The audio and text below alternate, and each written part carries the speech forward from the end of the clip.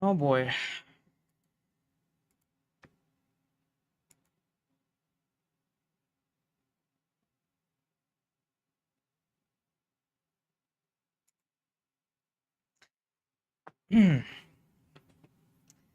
Well, all right. I am back, but I regret everything. I don't know anymore. Yeah, this one was especially bad. I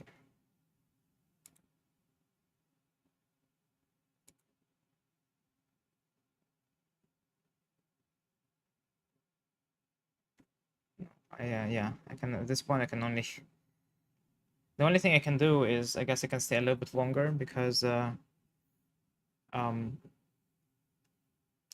just to try to compensate for all these technical issues because yeah, and this is not fun for me, for everyone watching, and you know, hopefully, oh well, hopefully it doesn't happen again, but I honestly just don't know what I can do because like I think all of my software and hardware is working fine. I don't understand why.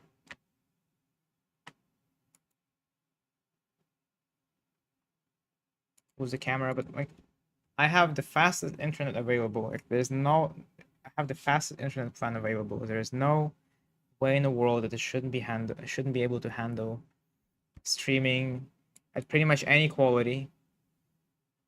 Paying a lot of money for the internet. It shouldn't be happening like this. It might be something with the I don't know, with the router. Maybe the router is old and maybe I need to replace it.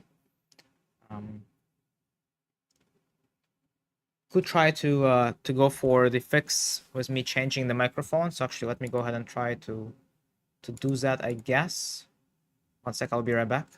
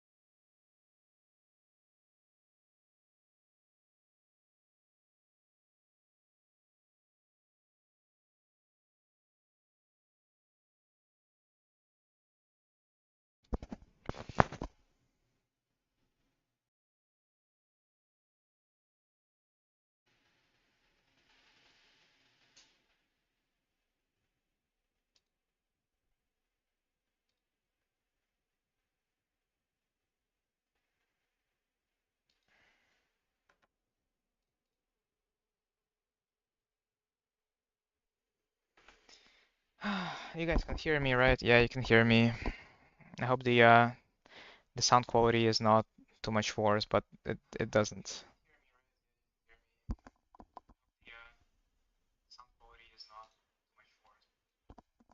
Alright, this should fix it. I could hear myself, but I reduced the audio volume all the way to 0. Now I can't, so that's that good. We ruled out the router. Well, how did we rule out the router? No, I just all I did was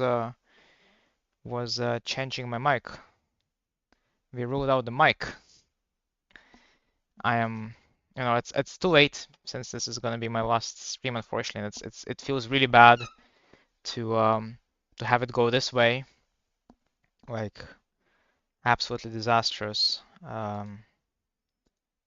Once again, my deepest apologies. That's the only thing I can do. I will try to fix this. Maybe I can, you know, changing the mic kill the stream. No, no, it didn't. It didn't kill the stream. The stream would have died. It's just it keeps happening. It's the same exact thing. It just the upload speed drops to 0, essentially. My internet goes off. and then it comes back on. Um, Once again, I read about this issue online, and some people seem to have had the same problem as me.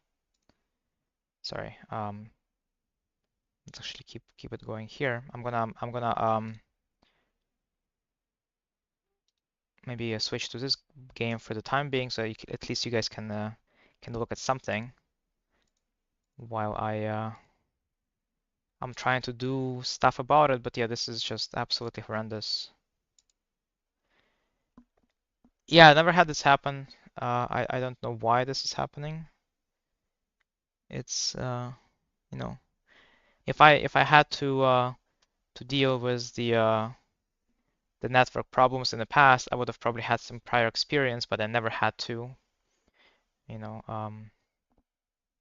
and so it's very hard to troubleshoot, especially because of my busy schedule. This is the time where I wish I would have a bit more time to work on this, but I didn't. I did make some changes before today's stream, but it looks like it didn't. If anything, it might have made it worse, right? Because we've had so many more drops so far, just one after the other. Oh, and it's happening again, it seems. Yeah, I'm looking at my OBS stats right now, and it keeps just losing signal uh, and eventually disconnecting, and that's when I know that my internet is dead. Yeah, the signal is really bad. You guys can probably still hear me, but it's not looking good. It feels like another one is coming. Um,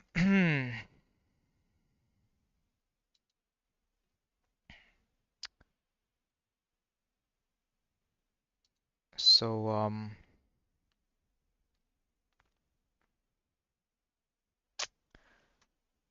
yeah, that's that.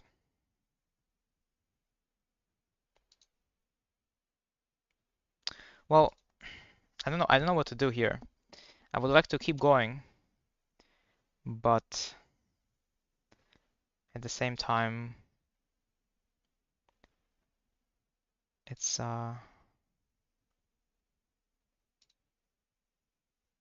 it's very unpleasant, when I start analyzing something. Oh, here it comes again. Yep,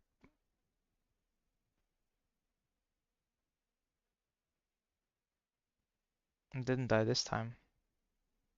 A bunch of packet drops. You guys could probably see it as the stream likely began lagging. I would be surprised if it didn't.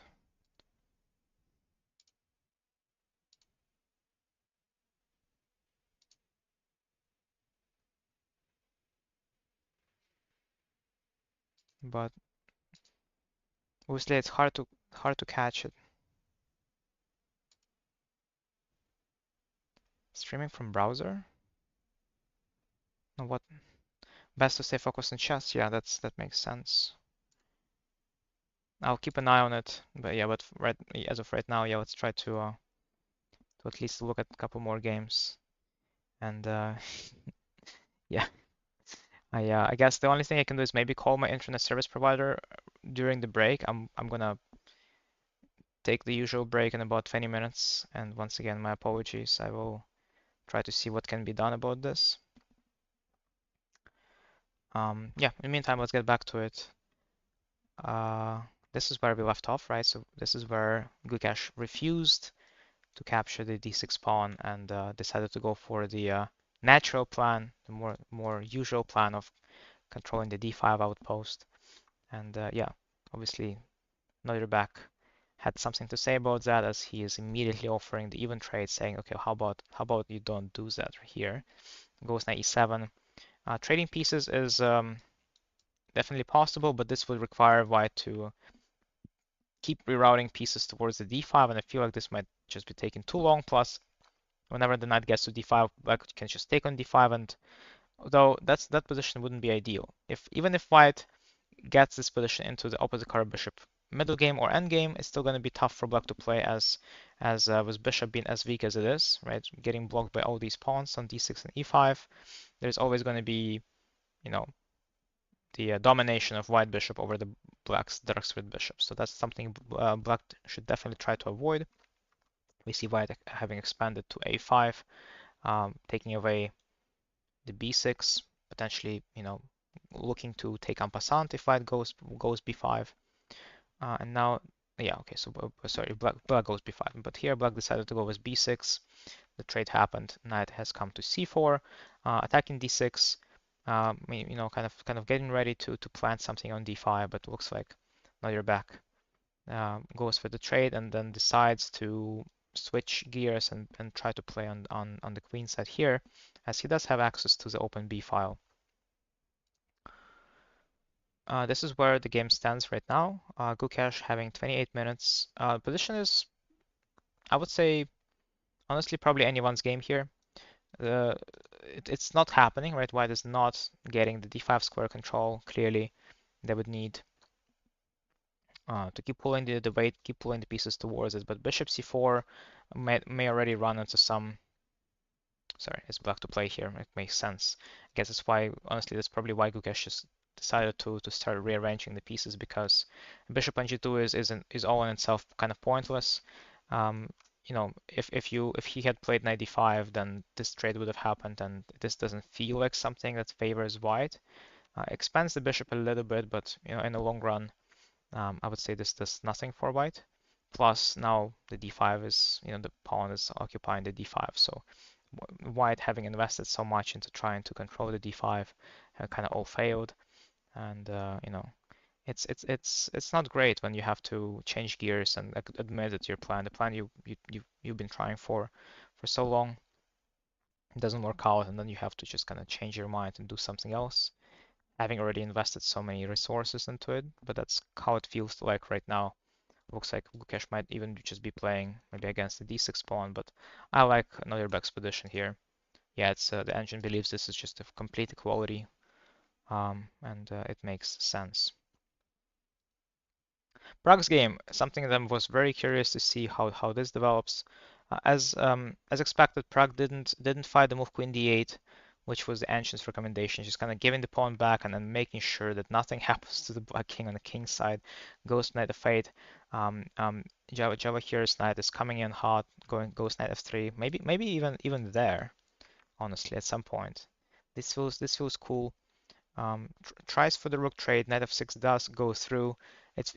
I find it impossible to believe that black would be ever taking this knight. Right? If black takes, white takes back with a g pawn. Even if some trades might happen, it feels like there's just so much play on the g file. Like white can maybe follow through with h5, then queen g2. Black will be forced to give the piece back eventually, and I don't think if it helps. Honestly, this doesn't feel like it's going to help too much. If h takes, the game just ends immediately, where white checkmates.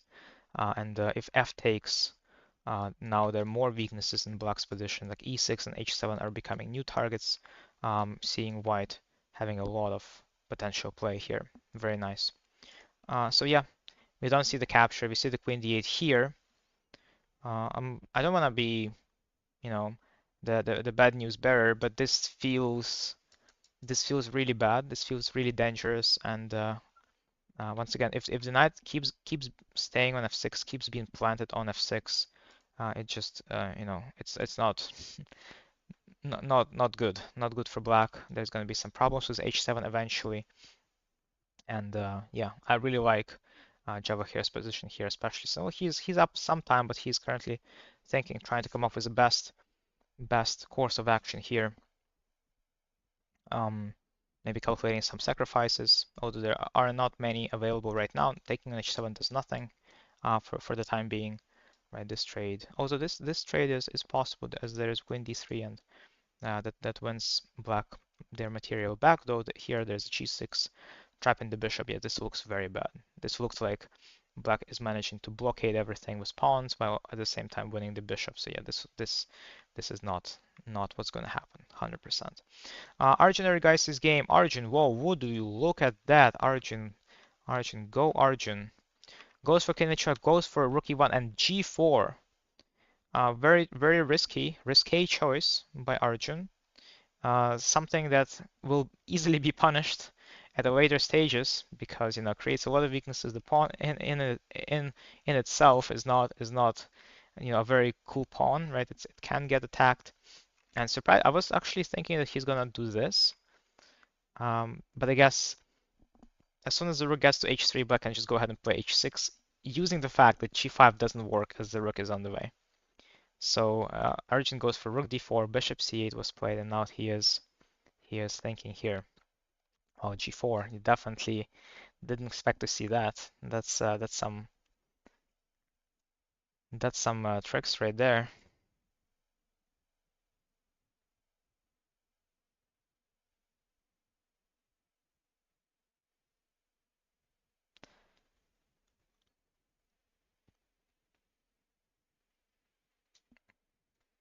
This is Lichess's ploy to get people to watch. Has no chance.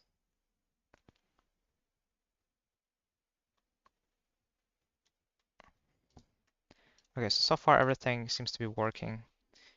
Let's hope it keeps going this way. And yeah, okay, so here some unusual development. Well, since now I know that it's not my computer, it's just my internet, so I should be able to use the engine, I think. And d4 is not quite as good for some reason. So I guess Fabi, having thought about his options for more than 10 minutes here, realized that and decided not to play d4. Goes ahead and tries to play on the queen side. Oh, sorry, on the king side. Very unusual. That's usually the side where black is going to be playing, but looks like Fabi has had a good idea of what needs to happen because, as we can see, he is currently holding. He's a proud owner of a +1 advantage here. Maybe, just maybe, something is telling me that Richard Rapport overestimated how important it is to be able to attack the d3, because let's say if his knight moves away after queen b3, first of all the b6 is under attack, and second of all he still can't take here, well, not just because of checkmate in 2, right, but also because the queen is getting trapped. So it's not going to be unusual to see this kind of idea where white will indirectly defend the d3 by just moving the queen away. So if not for black's play on the d files, then what does black have? White has an open f file. White has a b file hitting the b6. White has a knight that's hitting h5 and it's about to come to f5. Very cool, right? I think so. At f6, expecting to see rook f1 here being played. Rook is pointless on e1, I think, so would be cool to see Fabi rerouted to where the rook actually belongs, which is the open f file, where it begins to hit the f6, begins to hit the f7, has some potential of coming to f5. All in all, very nice position with a pretty reasonable advantage here for Fabi, and also Fabi is ahead on time. Great. Vasily has played the Vinaver French, and looks like the choice has been paying off. Leko was not prepared to play against Vinaver, but all in all, he did show some appropriate reaction, though there's still nothing really going White's way. So Leko managed to trade, getting into this kind of endgame, but in retrospect, it feels like only Vasily can win because Vasily has a very simple play against the backwards pawn on c3, and Leko can't really control any of the important outposts, as Vasily's knight is on the way taking care of that. So I feel like maybe trying h3, which actually threatens nothing because g4 will run into knight h4, and actually Leko goes ahead and plays h4, trying to keep the position as locked, as close as possible, which makes me believe that Leko is in a make a draw mode, and there's a high chance he will succeed just by doing nothing and waiting for Vasily to show what he's got. And I feel like there's a chance that Vasily really got nothing here. The position seems like everything is well guarded in White's position, and what kind of progress can Vasily even try to make? Go d4, maybe transpose into some kind of rook end games. I don't think it's a good idea. Once again, it's way too easy for White to control everything. Just have the rooks on second and third ranks. And yeah, Dominguez has been trying to get an advantage in this endgame. But will he succeed? He needs to be careful, right? Because if he misses it, black can and probably will go for some play against the kingside pawns. So while wait a minute, there's bishop b8. So bishop b8 is a big threat. I feel like that's what Lanier is trying for. Was this an oversight on Sigirov's end? It feels like it might have been. But what's up with just kind of going for the even trade of pawns? So something like this. Here takes king g8. There's no mate, right? Bishop e6 is not a move. There is a knight taking care of that. But maybe bishop b7, bishop d5, and this is where I feel like this is where the bishop pair is truly gonna shine. Now the question becomes, does white have enough follow-up to make this into a win? This feels like it's gonna take forever, but maybe, you know, never say never. Okay, I like it. I like it. Go in here.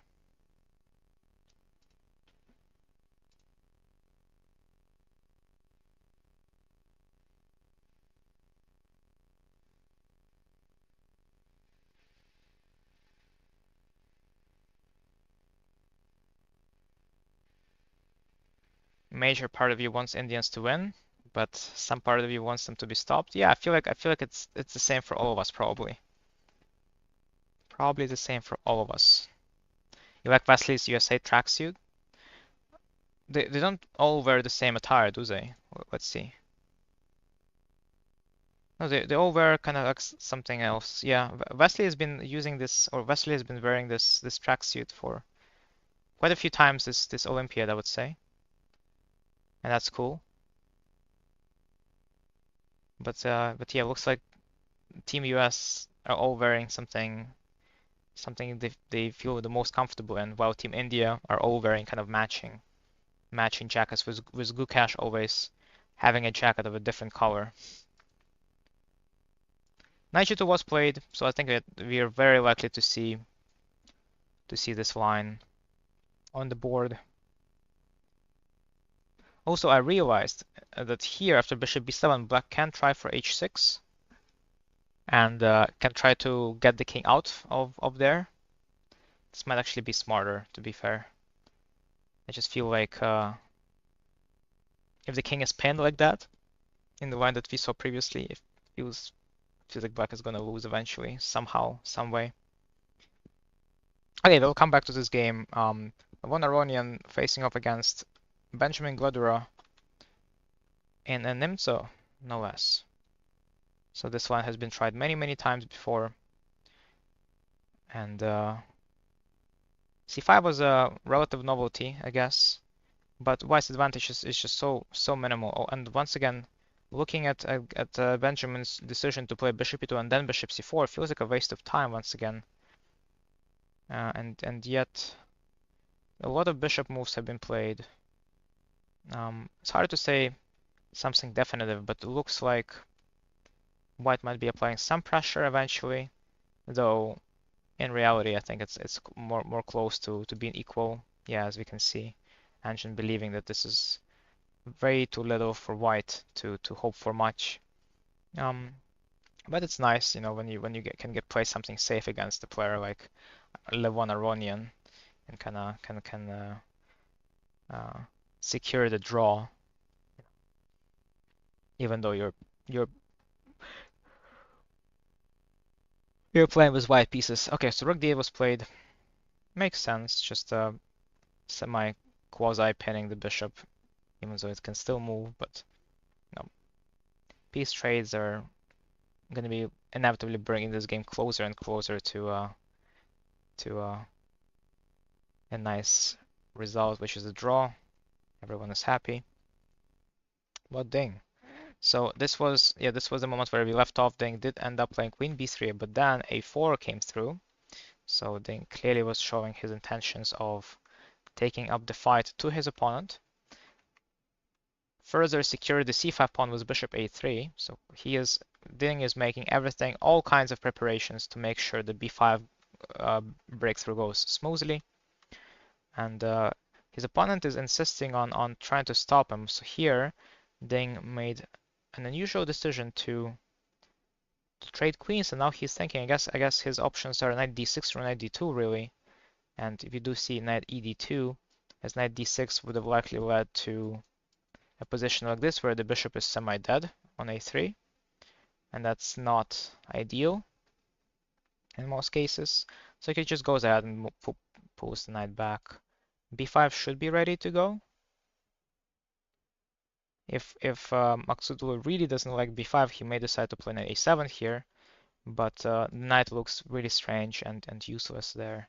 So I wouldn't say that's going to be the case, but we'll see. We'll see how afraid Parham is about b5. Wei Yi versus Tabatabai, so not much happened, not much came to pass after we left off.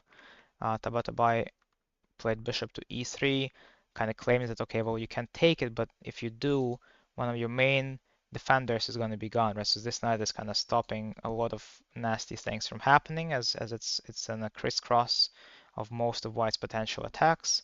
So in this case, giving up the bishop pair is justifiable as, you know, it kind of reduces Black's ability to defend themselves properly. And Black didn't take. Black decided that it's actually a good thing that the knight stays on d5 for as long as possible. Black could not have taken on the 4. It may seem like this is a blunder of a pawn, but in the end of the line there is a bishop hanging on d7, so this would have been a massive mistake by Black.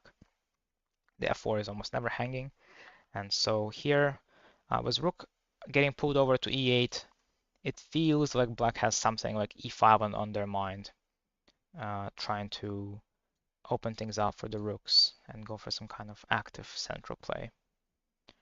And Tabatabai is in a deep thought. Both players are going to be facing the time trouble. Most definitely, they both have to make 20 more moves, and both have approximately 20 to 25 minutes on their clocks. It's not enough on average. It's 1 minute per move. It will not be enough unless they speed up, unless they start blitzing or bulleting their games. There's no chance that they're gonna avoid the time trouble. So this has a potential of this game has a potential of seeing a lot of mistakes from both sides as players get closer and closer to zeros on their clocks. And this match where Yu Yangui was playing Daneshvar Bardia, we did see, okay, well, we didn't really look at this game yet necessarily, but this is also one of the main lines of Slav. Played a couple of times myself as Black. Always thought that this position is slightly worse for Black. Yeah, because White has bishop pair access as well as a very plausible and simple plan to play in the center, like so. Despite the fact that pawn is gone, bishop pair provides strong compensation at all times. But yeah, but it looks like might not be exactly the case as the game transposed into the endgame phase very, very quickly. And here I would say that the queen and the knight actually are going to actually outperform the queen and the bishop, especially because White has most of their pawns located on the color of the bishop, which is the white square. Just in general, queen and knight, they kind of complement each other better than the queen and the bishop in positions like these. So I think that yeah, it is equal, but I would probably prefer Black in the long run. It should be more plausible for Black to play this, in my opinion. Okay, and last but not the least, Aidani Puya playing against Bu Zhenji, and this feels like some kind of Berlin. It was. Well, no, this wasn't Berlin. What am I saying, right? This is Petrov. My apologies. Petrov defense, one of the more solid lines for both players. Some technical difficulties for Black, right? Because the pawns are technically doubled, meaning that certain endgame positions will be in White's favor, but you should probably never get to it.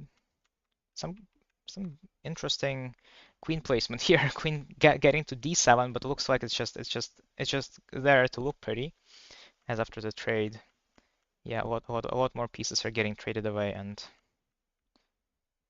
it's probably going to be, once again, not enough for anything substantial, and I think there's a high chance that this is going to end in a draw. Okay, my apologies once again for all the technical difficulties today, but I'm going to go ahead and take a break for about 10 minutes. I'm going to give my internet provider a call and see maybe they can help me out with what's been going on.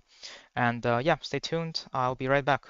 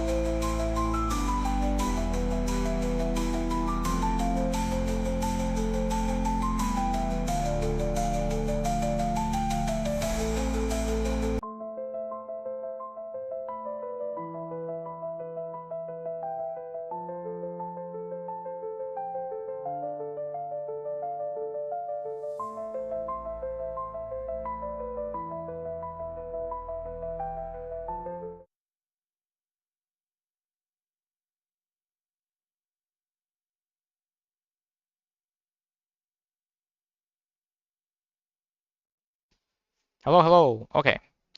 Hello, guys. Wait, it's probably a bit too loud for you, isn't it? How's the mic sound? Is it too loud? Is it okay? It feels a bit too loud on my end. But yeah, I just called my internet service provider, and I uh, I got my answer. Uh, I was suspecting that's probably the router issue. So the thing is that the router I've been using is probably over 10 years old because it's the router does not belong to me. It belonged to the previous owner of this apartment, who some of you may know of. His name is Eric Hansen. He has his own Twitch channel, and we're pretty good friends. And when he left, he left me the router. And the Spectrum representative, my internet service provider, said that it's probably a good time for me to get a new one because it looks like there's no issues on their end. Their modem works well, so it's yeah louder than before. I can try doing this, although it's not really doing much, is it? Okay, well, let's go ahead and resume the commentary, shall we? So you have no idea what malware Eric left on the router. No idea, zero. I mean, it's a really old, it's really old hardware. I've never bothered updating it or doing anything with it. So, it was coming. It was so coming to me, but I neglected having to do the extra work. Anyway, hopefully the mic doesn't bother you guys as much. Or if it is very bothersome, let me know. Let me know in the chat. If it is bothersome, I'm gonna switch back to Elgato because I don't think it has anything to do with my peripherals. It has probably nothing to do with my laptop either because it's new. It should be able to handle the streaming load just fine, and it is. I'm pretty sure it is. But it looks like some of my hardware is at fault. Just not the kind I was originally suspecting. Um, so some new development here where Gukesh played bishop of 1, rook b8 happened, so something that we had already expected, and queen d2. So d2, not c2, because I feel like Gukesh wants to leave himself a chance to apply some pressure against the d6 still. But no, actually he goes ahead and plays b4, just straight up goes b4. This feels like it might be a little bit tricky. There's some double attacks here, though d6 is currently under attack, so I guess this doesn't work, right? Just queen d6 takes, and then queen takes e5, which yields white an extra pawn. So that would have been good news for Gukesh, but another break playing knight c6. Gukesh plays knight c2, obviously not b5 as there is knight d4 with a double attack. Allowing the knight to get to d4 is akin a suicide, I would say, because yeah, the knight on d4 is worth two knights on edges of the board, I would say. It's how strong it would be on d4. So understandably so, Gukesh went for knight c2, knight a7, trying to prevent the pawn from advancing as much as possible. Knight a3, knight c6, and when you look at that, are we actually gonna end up seeing a perpetual here? The ancient things, that's exactly what's gonna happen here, as this position is very likely to repeat itself at least one more time. Okay. Never change a working system. Yeah, that's not a good. I can try. You know what? In terms of mic sound, I can try keeping my mic a bit further away from my mouse, and hopefully that helps. In terms, with the mic volume. Uh, now don't need new malware when they can send a new explosive rigs router. Never change a working system. Yeah, never. Never is a very dangerous word. I uh, I'm I know that I have the issue where I don't prepare well enough into the potentially harmful future events, and it's not, there's a lot of things in the world that are out of your control, and when they do happen, the only thing you can control is how you respond to it and how well prepared you were, right? So you need to make sure you prepare for any potential potential hardships that may come your way because, yeah, once again, sometimes things are just out of your control. This wasn't out of my control, but I just didn't know. Maybe it was too inexperienced, even though I have a computer science degree. I should have known that this might happen. But yeah, um, at least I now know what needs to be done. I will come back stronger and better prepared than ever before. Eric playing the Duck Chess Championship instead of commentating the Olympiad leaves me quackless. We should have swapped. We should have switched places. I should have been the one playing the Duck Championship, and Eric should have been the one commentating the Olympiad. I'm sure everybody would have loved the change, especially since I'm having all these issues on my side. But anyway, the only thing we can do is keep walking forward, as Linux said. The only thing we can do is keep paying attention to the chess and hoping that the problems don't come back again. So Java here versus Prague has seen a couple of new moves, but yeah, both players are not really making much progress here, though. Um, somehow, some way, but this is what did Java here did wrong? Did he plant the knight on f6 a bit too early? Like, what would have been a better try? Like, just kind of saying that, oh, I can play knight f6 at any point, so let me go ahead and maybe even undermine the g7 or something. Undermining g7 feels a bit counterintuitive because it closes down everything on the king side. Or maybe this position is just not as much of a trouble as I originally thought it's going to be for black. Yeah, I don't know. Now if this is 0, 0, 0, if white doesn't have a follow-up, okay, how does h5 is fine. Are there any other moves that are any move any move white makes is zeros according to the engine. This position feels like anything but a game, the kind of game that will end in a draw. Any other result is way more likely than a draw here. Once again, you never know. So here, somehow, somewhere, Origin area guys, honestly, how good is this guy? Look, he's managing to make basically a nothing position into something, forcing his opponent to defend. Look, take a look. Origin area guys is currently a proud owner of the +1 advantage, meaning that his pieces are so much better, so much more active than his opponents, that it's actually worth approximately a pawn for white. I'm not quite sure what the follow-up looks like though. There's g5, which is already a big mistake, as I guess there's bishop f5. Yeah, that was a pretty deadly pin. So while white is better, white does need to pay a lot of attention to black's potential counterplay. Rook f3 is probably not as good because yeah, this is an easy way of getting a slightly tiny bit better of an endgame here, as black's pawn was separated from its friends on the king side, though you know that this kind of advantage is so little, so tiny that it may not be enough to make a difference in the end of the day. So interesting. What's the right way to go about this? We don't want to be moving the knight because there's knight f6, right? Yeah, exactly. Knight f6 is just really bad for white, really bad news. So knight is exactly where it wants to be. Rook going to f3 is kind of pointless. g5 is too soon because of bishop f5. So yeah, it's maybe queen g6.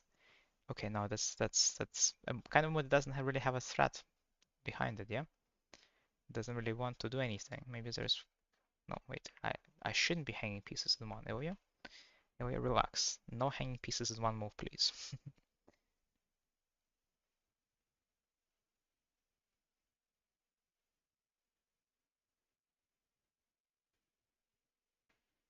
What was the root cause? Well, I gave my internet service provider a call, and they pointed out that they see no issues with the modem on their end. Apparently, my modem over the past two months, my modem only lost connection to their servers once, and then what was immediately brought back up. It might be because they're not playing, so they're messing with the equipment. Yeah, that's possibility. Draw on board number one. So yeah, honestly, very expected. So we do end up seeing a threefold repetition coming through here. Knight's moving back and forth, and the game is over. So well, I guess good hold by Nodirbek. Holding off against Gukesh is a feat to be told in Legends, as both Gukesh and Erigaisi are just absolute monsters. Only only a only a handful of players so far this Olympiad were able to hold them back. I believe this is Gukesh's draw number either 2 or 3, and if Erigaisi doesn't win, it's going to be his draw number 2. But look at him go. Erigaisi actually does end up playing queen to g6. I feel like no, this is no good, right? Because f7 is hanging. So what's the right way here for black to make this into equality? Because supposedly queen to g6 is not a very effective way to continue the attack.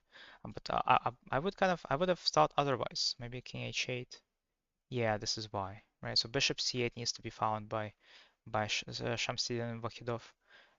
Not that difficult, right? I think bishop has already been on c8 quite a few times. It's already been on d7 quite a few times. So it looks like it's just kind of alternating between d7 and c8 as black sees fit.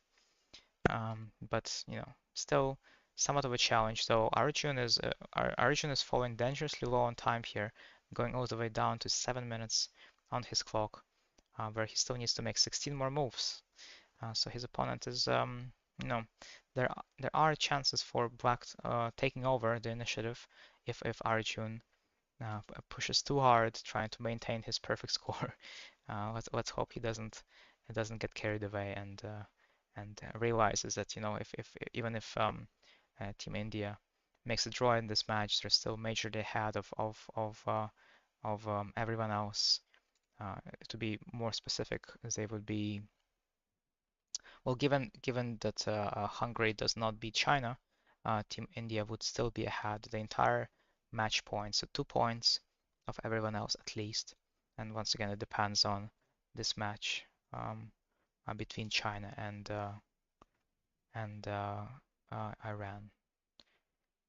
Some developments in Ding's game where looks like Ding didn't get to play b5 because Maksudlu played b5 himself, and obviously as we had already discussed, keeping the bishop on a3 would be a horrible idea for white, as the bishop is not going to come out having to defend b4 for the rest of its lifespan, which may not be too long. So yeah, obviously en passant has to go through. So en passant did happen. Knight b6, knight c5, applying some pressure on a6.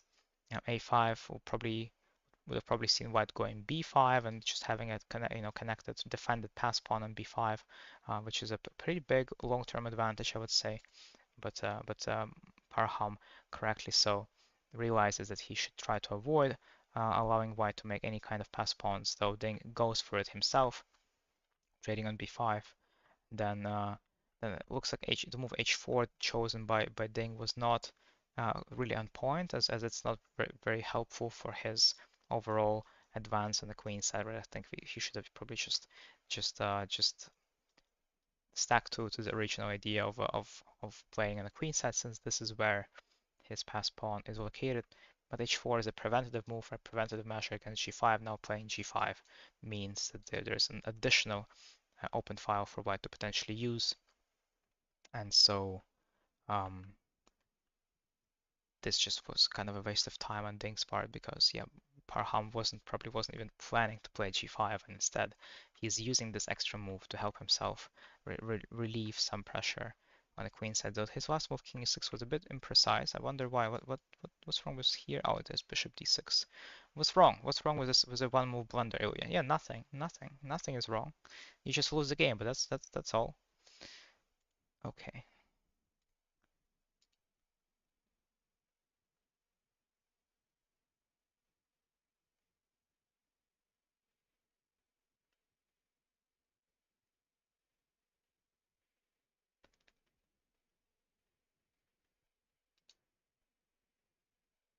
Okay. Let's see. Okay, so we have been told that Fabiano Caruana has just lost most of his advantage by moving his king in a very inefficient manner. So this was where we left off, and Fabio did find rook f1, which makes a lot of sense. Having the rook on the open file, Richard played king a6, Rook b2 is a multi-purpose move, right? Helps white play rook f2. Sometimes the rook would go to d2 in case d3 needs some extra protection. So here also allows doubling in the b file, as we could see from Fabi's decision to play queen b1. And at this point, Fabi can already go for material advantage, but it looks like it's not gonna be very. It's not gonna last for too long because during this trade there is a double attack in the end. And yeah, white can still technically defend everything, but now way too many pawns are getting attacked at the same time. I feel like this might be just problematic to try and convert this, as all these pawns are being attacked at, like, all at once at all times. So it's definitely going to be very annoying for white to try and convert this. What did Fabi did? What did Fabi do? Plays king h2. That's when you see someone doing something like this, it means that they don't know what to do, and that's not good news for Fabi. What would be a winning plan here? So Fabi kind of start taking material with all the benefits, right?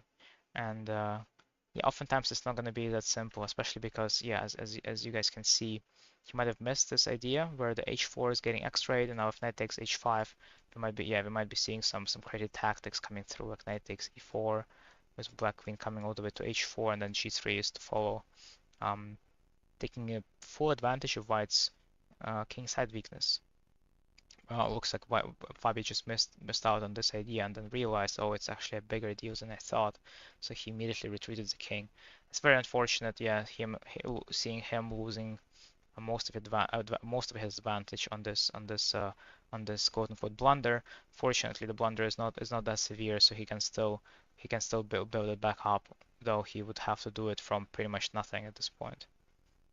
Goes for rook g5. Yeah, rook is used as a nice little blockading piece here against the black queen. I feel like we're gonna probably start seeing some shuffling, some repositioning of white pieces from here on now. But yeah, you never know how it goes. Fabi is really low on time now. He only has 5 minutes to make 9 moves. Oh no, go Fabi, but don't kill yourself in time pressure, please. Oh no, my stream. Wait, what is it? I think it's working. Did we have some lost frames just now? Once again, guys, sorry about that. I know, to be fair, uh, the, the, you know, it makes sense that my router needs changing, and I'll definitely look into it. But yeah, here looks like we probably are gonna see a draw between Vasily and Peter Leko. As is this a threefold? Rook e8 once, twice. No, it's not a threefold. So he can still refuse the draws. He can play rook c8, and then knight b5 happens. It's not a threefold repetition yet. He probably will do this, I'm assuming, right? So this is not a threefold. Now if he goes rook a8, it is a threefold repetition position. So if he goes rook a8, Leko can legally claim a draw.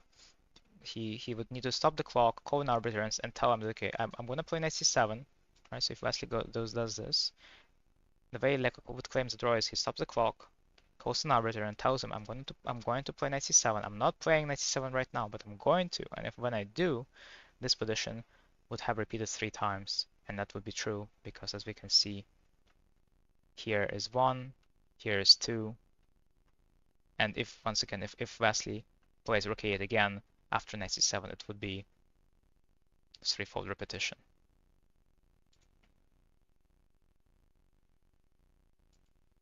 Okay, so we keep having more and more dropped frames. Let's see. That's concerning. Dominguez, in the meantime, Dominguez has been trying his best. He didn't go for the bishop b8, which is very strange. I'm fully expecting him to try the bishop b8 line, but he didn't do it. He went all the way back, and this allowed him to at least get his king into the center. I'm not quite sure if he's gonna have enough advantage to claim that he can win this endgame.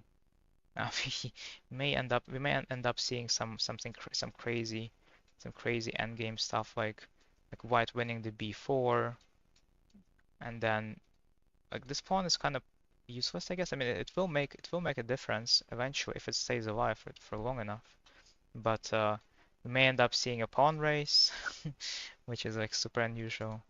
But yeah, chances are that this is This is tricky to win. We already see a draw on board 8 between Benjamin Glador and Levon Aronian. We left off at this moment, and yeah, here we just see both opponents deciding that a draw is a fair result, and the game ended when Levon Aronian was actually the one offering after Bishop A4. He offered a draw, which his opponent promptly accepted. Um, yeah, so nothing is happening. I would say there is a chance that this is going to be just 4 draws in this match, but you never know. Going back to Maksudov's game against Ding, no new developments after King E6. Ding has still been thinking, and well, they do have a draw on board 3. So after Bishop A4, my apologies. After Bishop A4, Knight D8 happened, and yeah, it would be nice if Black could just place the queen on D6. But yeah, that's White is doing a good job not letting that happen, and then eventually we see White piece trade, and yeah, that's when you know it's probably just going to be a draw. There should be some perpetual available for White, or White can just go ahead and take on E5. That will cost them the G2 pawn, but that's it's not enough. Black having double pawns, though an extra pawn, still not good enough to win. This also looks very tame. I guess knight e4 is something we can be looking at. And then rook f3, knight g5, or even it's just knight d2, and we have a weird repetition of moves here, and White rook getting chased away by the knight like this. Well, one of the possible draws, but oh no, it's highly unlikely that we're going to see the decisive result in this game, based off of the how the pieces are placed, and this is just symmetry, completely even endgame.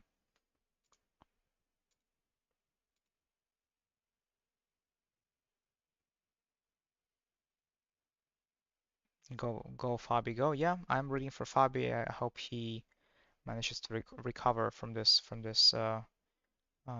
mistake, and he will find a way to recover the missing advantage. Wahidov found a way to equalize.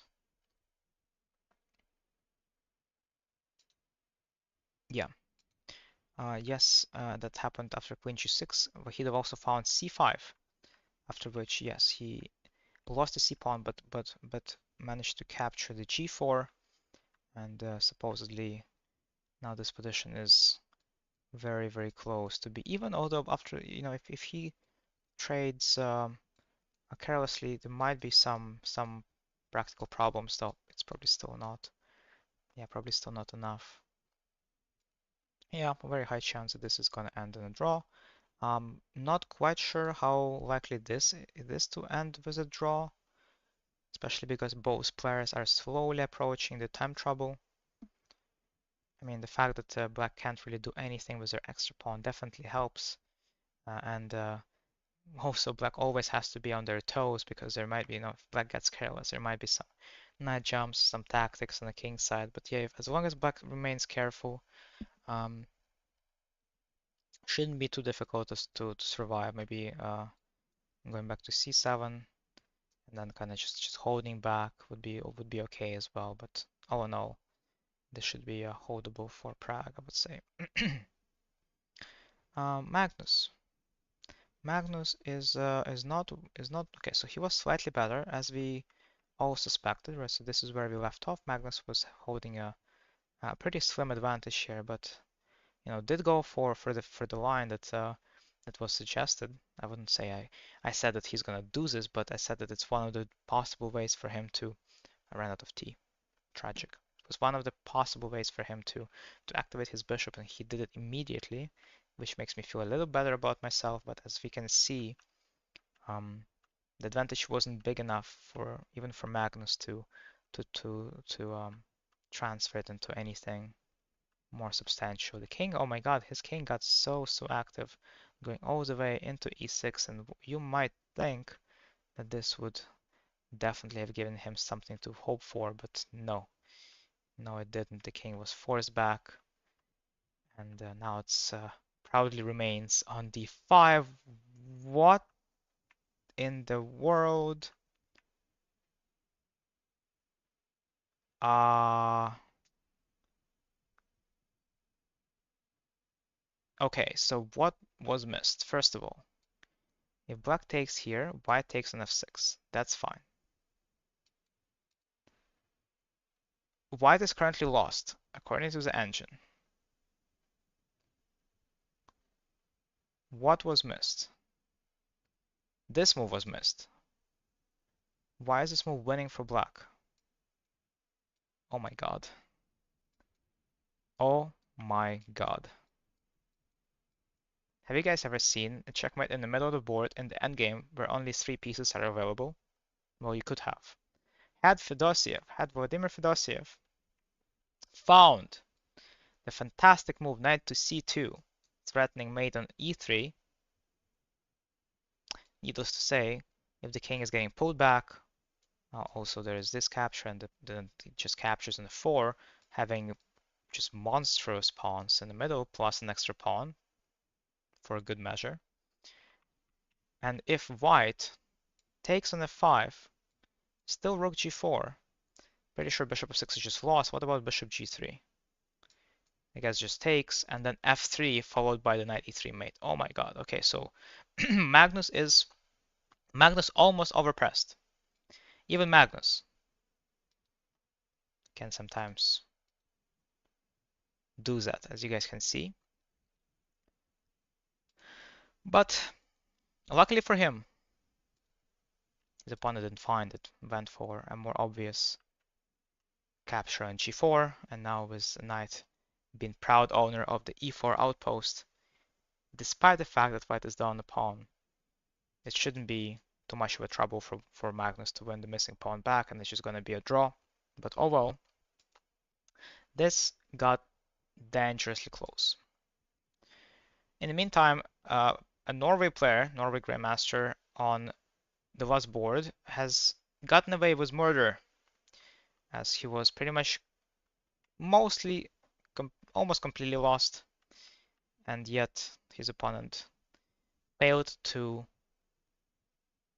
transfer into a winning endgame. This is not a winning position as white only has one extra pawn, and this has a very strong potential of becoming an opposite color bishop endgame, which is something white should be avoiding at all times, but I'm not sure if they can. What if black just goes here? Okay, now but there's e7. Blunder after blunder after blunder.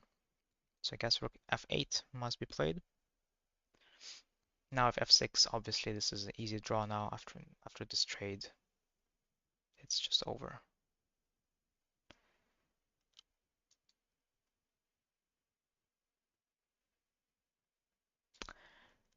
In the meantime, Luke McShane has lost his game.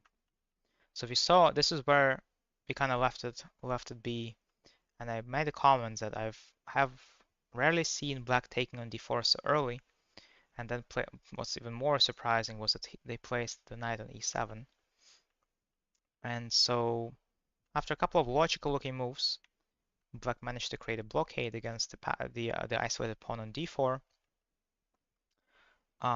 White immediately played d5, and I would just by looking at this position, I would say, okay, there's no way white can lose, right? White can just go ahead and takes,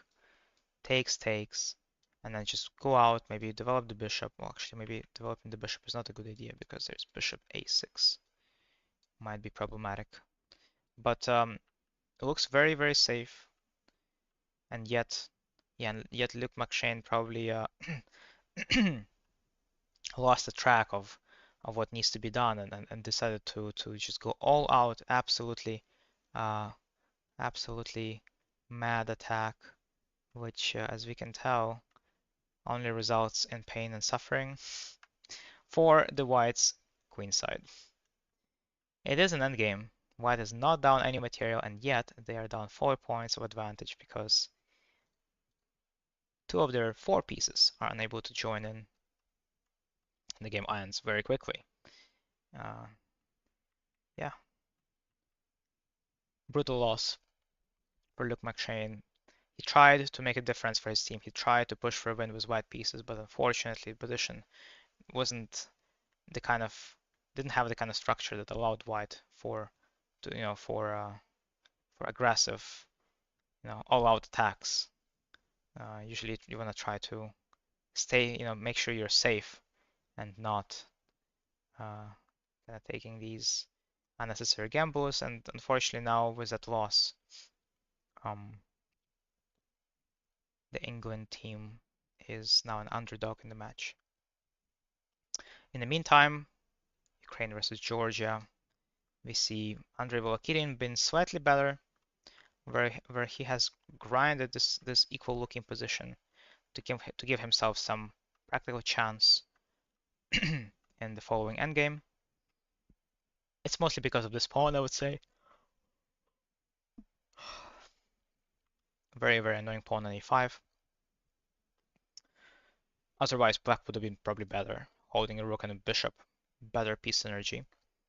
But pawn on a5 makes it all kind of go away as black's hands are tied.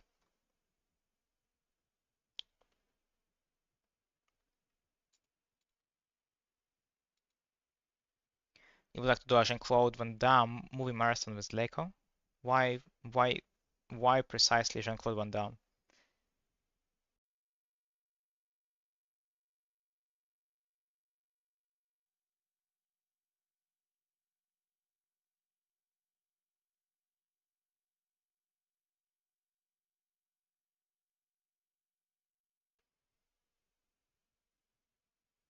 I like how at times my headset randomly, just completely out of blue, decides that, oh, well, you're not using me, right? Right? And then just turns itself off. Yeah, I'm using you. I'm using the microphone. I'm not listening to music, but I'm using the headset. Stop doing that. It just turned itself off. I'm like, oh well, yeah, here it goes. Uh, my headset is like um a government clerk, working at I don't know, somewhere like let's say driver license office. They have lunchtime from like 2 to 3, 1:55 comes in. The clerk is like, okay, I'm out for lunch. There's like a massive line of people. Okay, I'm out, guys. See you in an hour. And people are like upset. Okay, well, you could at least like, do maybe a few more people. And like, nope, nope, I'm out. That's my headset. Wait, you guys can see the board. That's fixed. Now you can. Uh, come on, do some extra work. Work overtime a couple of times.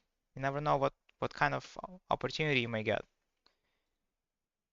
But some people really enjoy their breaks. Okay, so haha, a draw, ain't it? Well, yeah, hard to imagine a result other than a draw in this position.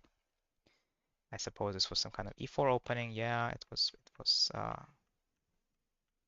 the one and only Petrov defense. Very good, very solid, very well, much draw. Anton Karbov though, swift death has been applied by his hand to his opponent from Georgia, who goes by the name Baba Badur. And Anton, kind of, I would say, struggling a bit at first, but then eventually getting into the right flow of things, has managed to remove most of the pawn chains. And would you look at that, the bishop pair, a fantastic advantage here for white, with black also lagging behind in terms of the piece usage. The rook on h8 also looking pretty nice and pretty on the open h file. He stood there for the whole game, actually, quite literally the whole game. Finally, on move 36, no 35, sorry, it's made its grand appearance, but it doesn't matter anymore. It does not matter as black is now pretty much checkmated. Wonderful game by Anton, pulling his team ahead, and with Vasily Ivanchuk basically securing a draw. It's only about whether okay, Volodymyr Onyshchuk is also doing quite well here. What happened in this game? This was some kind of English, I would assume. This was English. Well, it kind of transposed into English. But it started off as King's Indian attack, and White went for a pretty typical play. Was the queenside pawn rush, right? So b4 is going to be happening anytime now. Yeah, here it comes. And then White proceeded to try and make something happen on that same side, but I guess missed the e4, missed the positional pawn sacrifice, which is not really a pawn sacrifice because Black gets to win it right back. But yeah, this was probably a blunder. White spent 25 minutes and made probably one of the worst moves they could have that allowed Black to take over the game, take over the initiative, applying a lot of pressure, though Black didn't really use it as well as they could have. Still, at this point, Black is nowhere near uh, having any chances of losing. And as long as the boards in this match don't lose games on the Ukrainian team, they will have this team match when secured. And it looks like that's exactly what's going to happen because all of their boards are either better or equal. And was Vasily Ivanchuk holding on was Black against his opponent here. Going back to Fabi's game, some good development for Fabi, I would say. So it looks like, oh, that's not very good. Okay, so it looks like Fabi has killed, quote unquote, has killed off a couple of moves to get to the time control faster. But how does he make progress? Would this be okay?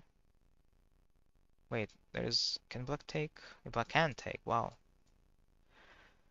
Ah, there's a check. He just takes. And then what? Oh my god, can it just be? No, of course not. What am I saying? Ilya, what are you saying? This is not obvious, but I get it why. It's funny. White queen can never move to the first rank, right? Because it's gonna get skewered. So the white's only chance is to keep attacking the black queen himself. And the black queen can never leave the d file, right? So this is how the draw is achieved. Kind of hysterical almost. Okay, so he played queen f1. There's no three-fold, right? This actually is there? Wait, there might have been a three-fold repetition. Okay, so this is the first position with the rook on f5. Rook was on d2 two times. Ah, but now it's on d1, so wait, so wait. Okay, this is 1, 2. Yeah, it's a threefold, guys. It's a threefold after king a6. So if Richard Rapport calculates the moves properly, he can claim a draw after. Well, the way he claims a draw is he needs to either tell his opponent that this is going to be a threefold repetition after I play king a6, and if his opponent doesn't agree, then Rapport would have to call an arbiter, stop the clock, call the arbiter, and claim a draw, and he has 11 minutes to count. All right, so once again, why is it a threefold? Here, this is a position that was oh wait, no. Oh wait, no, it's not. Wait, so this is a position with black to play. Does it matter? Wait, does it matter?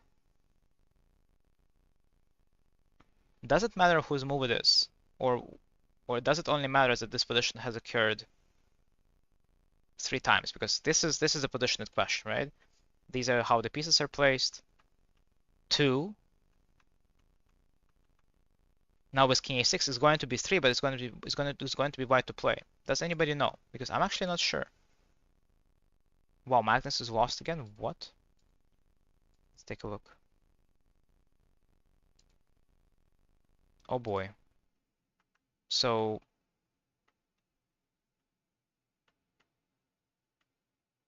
here I guess he had to play h3, right?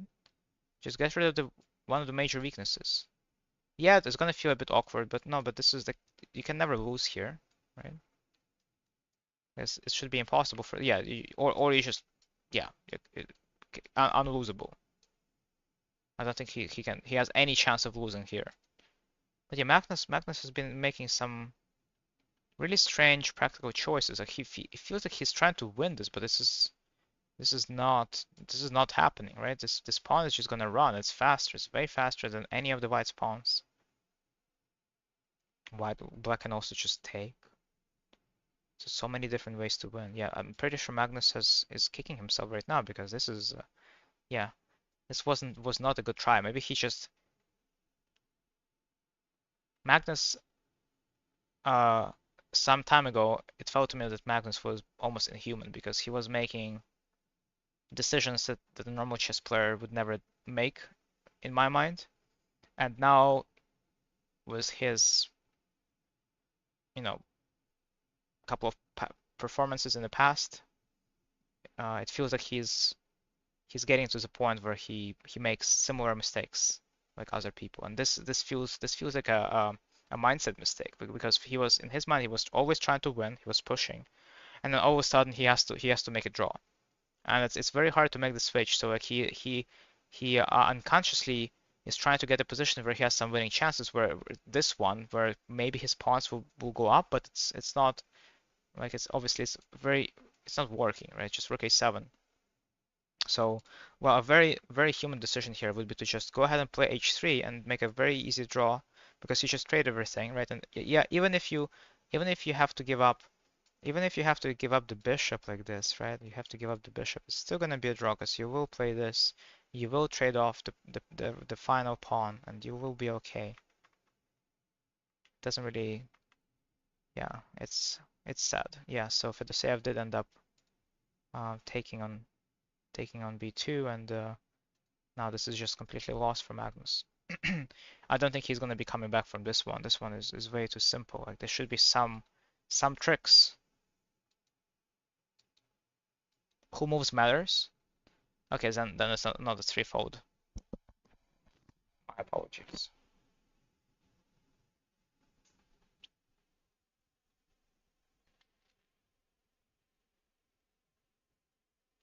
It's almost comforting to see Magnus go down once in a while. Or is it? Wow, so mean.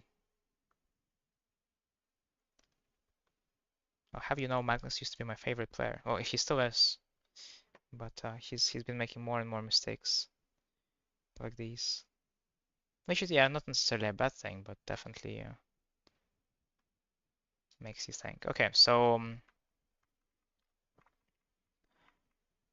these guys right here, these gentlemen, these wonderful people, these amazing guys have been going at it for quite a while now, trying to squeeze the smallest of advantages from this otherwise completely dead position. Is there anything that Lim has to worry about? What if he just does absolutely nothing? The white knight can't move, because if white knight moves, the black king gets in. If white king moves, black king gets in from this side. It's telling me that there's absolutely nothing that Lim needs to do. And by the way, because McShine lost his game to the Vietnamese player, now Vietnam is in a massive lead. Also, okay, so also here, Vietnamese player on the last board just resigned, having lost against Jones Gavain with white pieces. Unfortunate turn of events, but at least Vietnam will not be losing this match, as Lim will most definitely draw his game. Looks like the white piece is very too much for white to handle.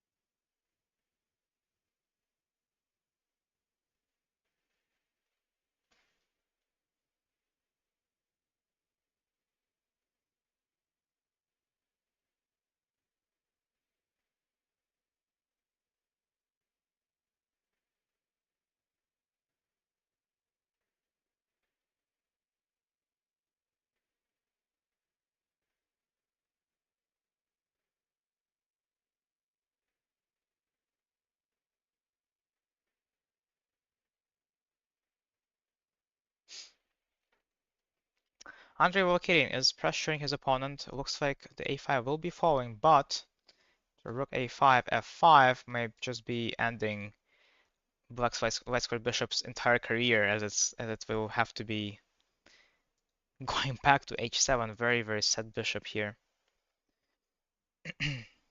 Looking good for the Ukrainian team. What about the first board? So far, 2 draws, and Arjun Erigaisi is the only one who keeps trying. Looks like here we have a Grandmaster draw. Oops. I didn't mean to do that. So this is, let's look at from this point on. So the bishop was traded, and then neither one of the players managed to come up with any substantial plans, and the game ended with a draw. Solid result for India, solid result for Uzbekistan team. So this is all, it all comes down to this game right here. It all comes down to this. Arjun is still, he is still going. He is still going. Still trying to use that bishop versus knight advantage. Will he succeed? Unclear. But the important thing is for the Indian team to not lose, right? So that would be just tragic. Draw would be okay. Draw would be a-okay. Because it doesn't seem like the Hungarian team is going to be beating the US team here.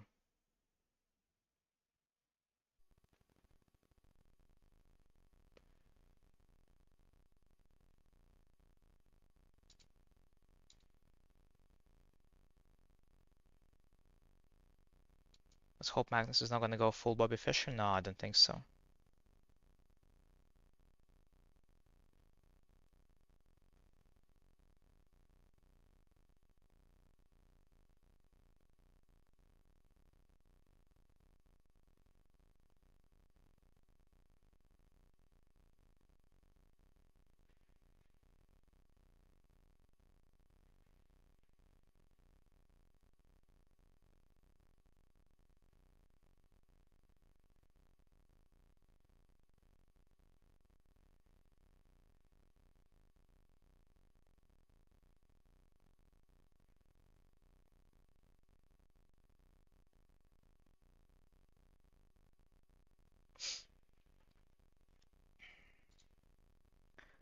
Okay, so Richard plays King B7, and the players go into a thinking stage as they have just both officially reached the time control. I'm sure Fabio is happy about that.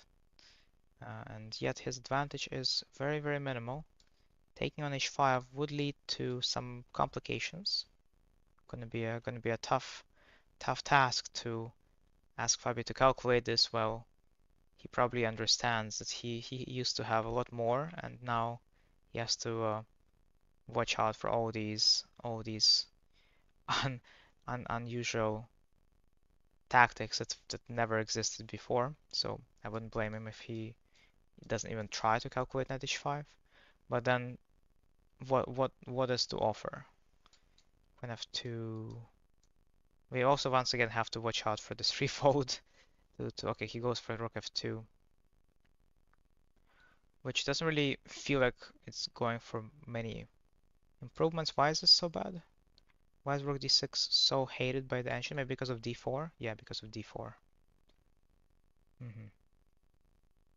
Yeah, I guess in this case, Richard is just gonna keep moving the king back and forth, and gonna politely ask Fabio, okay, what are you trying to do? Wesley is also unlikely to win. Dominguez is trying his best, but the reality is such that this endgame is tough to win as it is. Need, he would need to receive a lot of help from his opponent, and that's, also tough to do because people are very strong, don't make many mistakes.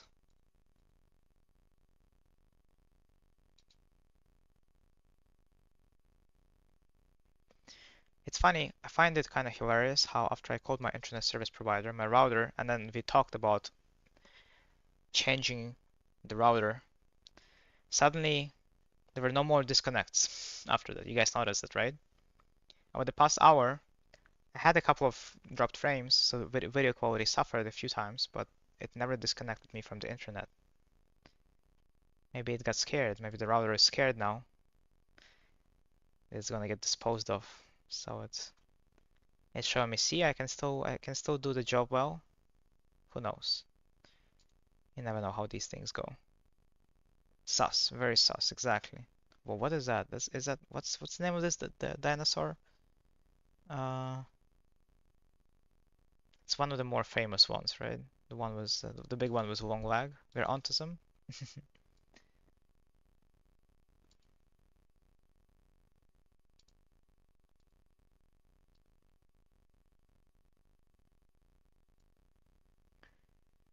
I feel like it would be a good time for us to take a look at the women's section here. A bunch of draws. So women's board number 1, Bibisara versus Alina made a, not sure if it was a quick draw or not, but it was a fairly solid Italian game here for both players, and I guess we probably just not going to see anything happening. White had slight pressure for some time, but once again the advantage is so minimal, and it just was a singular inaccuracy. It just all goes away, and yeah, and then you get into this wonderful result here, which is a draw. Monika Sochko versus Kamalidenova Merert.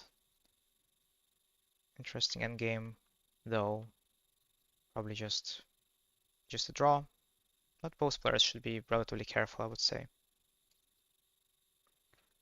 Olivia Kyolbasa versus Ksenia Balabayeva, where we can see the London, the wonderful opening of London. White had something. White should probably have done something like that. Although c4 is suggested, it's a tough move to see. I would strongly consider knight d3, but I guess white would just take, or black would just take, and maybe played e5 even. Was a pretty decent position, I would say. So once again, tough to blame white for missing the possibility. e5 is a mistake. Where d takes e. Okay, so yeah, this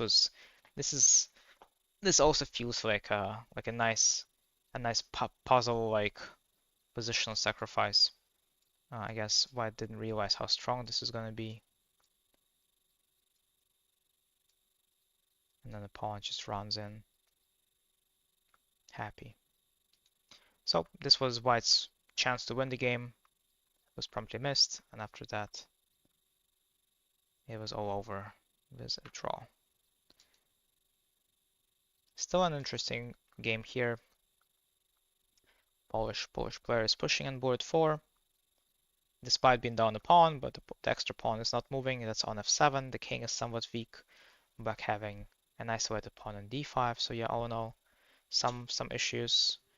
But looks like yeah, we see a trade of rooks. Trades should be favoring black here, as black is the one defending and having an extra pawn at the same time. So trading into the endgame is something black would be very happy about.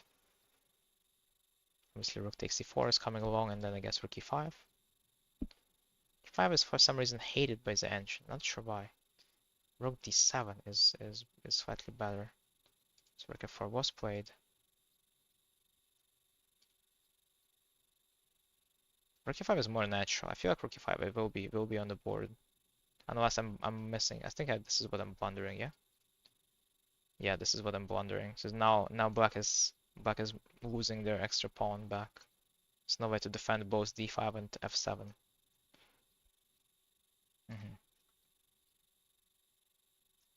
No, rook d7 would be fine. Okay, so looks very drawish between these two teams, and here Hungary is really struggling as a Canadian women's grandmaster Olet Mailejade is clearly winning, having an extra exchange and the pawn, and her opponent having nothing to show for it. So 1 point for Canada, what it seems like here. Hungary, however, won their game on board 2, utilizing Queen's Pawn, the call system in Queen's Pawn game. I guess went for a checkmate and probably succeeded. Well, not quite. Not quite. Black was defending all the way until the big positional blunder, which is f5. Can't defend the e6, and does the game just end? The game probably just ends. Yeah, it does. And no defense for black here. Canada is pushing on their board 3 as well after rook f1, having some pressure against the f6. Looks like black might have misplayed prior to this position occurring, but that's what the time pressure does to you, so no surprises there. And Svetlana Demchenko is lost on this board where she's missing 2 pawns. Very unfortunate. for Canadians. So it means that Canada would have to win on board 3 to have a chance to tie the match, as their board 1 is completely winning. In the meantime, Team US, go Begim. Begim wins her game, allows her team to pull ahead, but I see that I'm already seeing that Irina Krush has lost her game, which means that with 2 draws on the other 2 boards, the match still ends up with a draw because it's 2-2. Very nice game by Begim. Nicely done, nicely exploited the weakness of the c file and the weakness of the d5 isolated pawn. But Irina Krush losing with white, that's a very, very unfortunate turn of events. Irina also pretty sure that she's a big, not that big rating favorite, but somewhat of a rating favorite here too. Maybe tried too hard. It feels like she might have tried a bit too hard trying to win, and yeah, actually no, it's surprisingly, but she probably just got outplayed. Let's be fair. Her pieces started going backwards, and oh, wait a minute. So black can already go for the kill, but would you look at that? Time trouble. And once again, EF after E3. It's done deal. I guess just King H1. Trying to hold over here. Actually, now white is going to be taking over, as the rook is going to get to A to G4, and wait, no, also G7 is hanging. What am I doing? So yeah, time trouble is the worst enemy of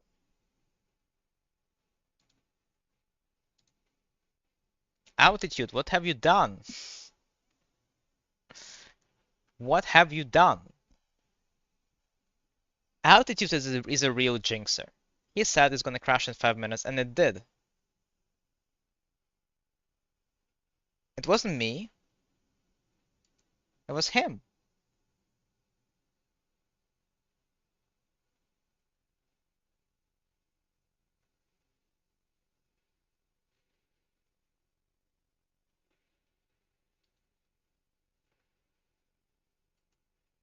I I take no blame for this one. It's altitude 88, and him saying it's going to crash. He literally said it 5 minutes ago. Literally. So sick. Oh, hey, Sergino, thanks for the sub.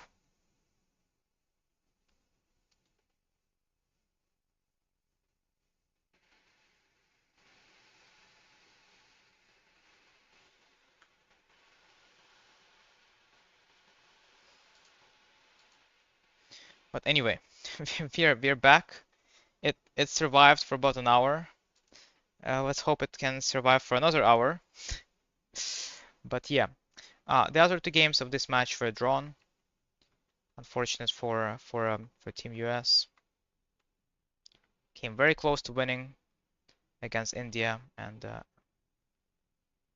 because of the loss on Irina Krush's game, it didn't quite go as planned. Seeing a draw in this game though surprises me uh, like a lot, because just seeing how dynamic this game is, and whoa, what the heck? Apparently E6 is a winning move here.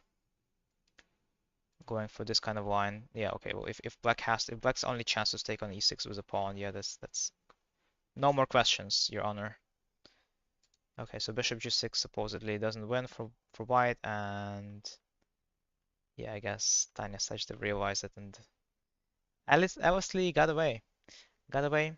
Um, maybe honestly now as I'm seeing with this game, that makes me think that it's all in order, and that the Team US in the women's section was probably on a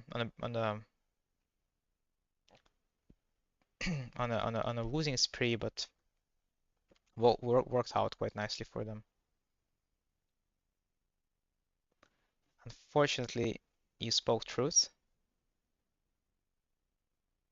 Alti isn't a hacker, he's a prophet. Something is telling me it's actually, if somebody wanted to hack my router, something is telling me that it's very very possible for people who are really skilled, especially because I'm sure that by now, with me having updated the router, having updated the drivers of that router, or any, exactly 0 times over its lifespan of 10 plus years, something is telling me that some people can and probably will exploit it. But I'll fix that. I'm fixing it first thing, since I'm not planning to stream for myself, and at least until not until I get a better PC.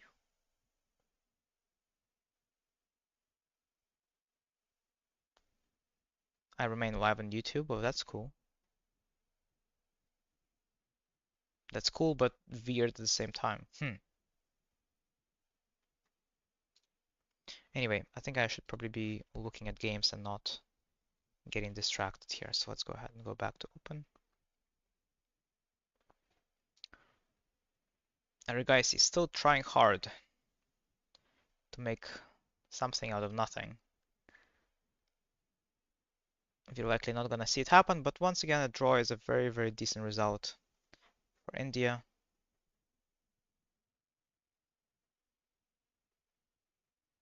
What?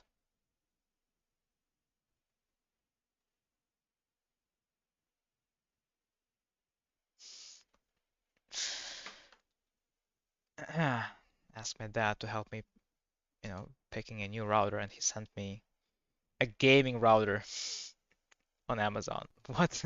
Why would they? I mean, first of all, I don't even know what it means, a gaming router. Why would a router be classified as a gaming router?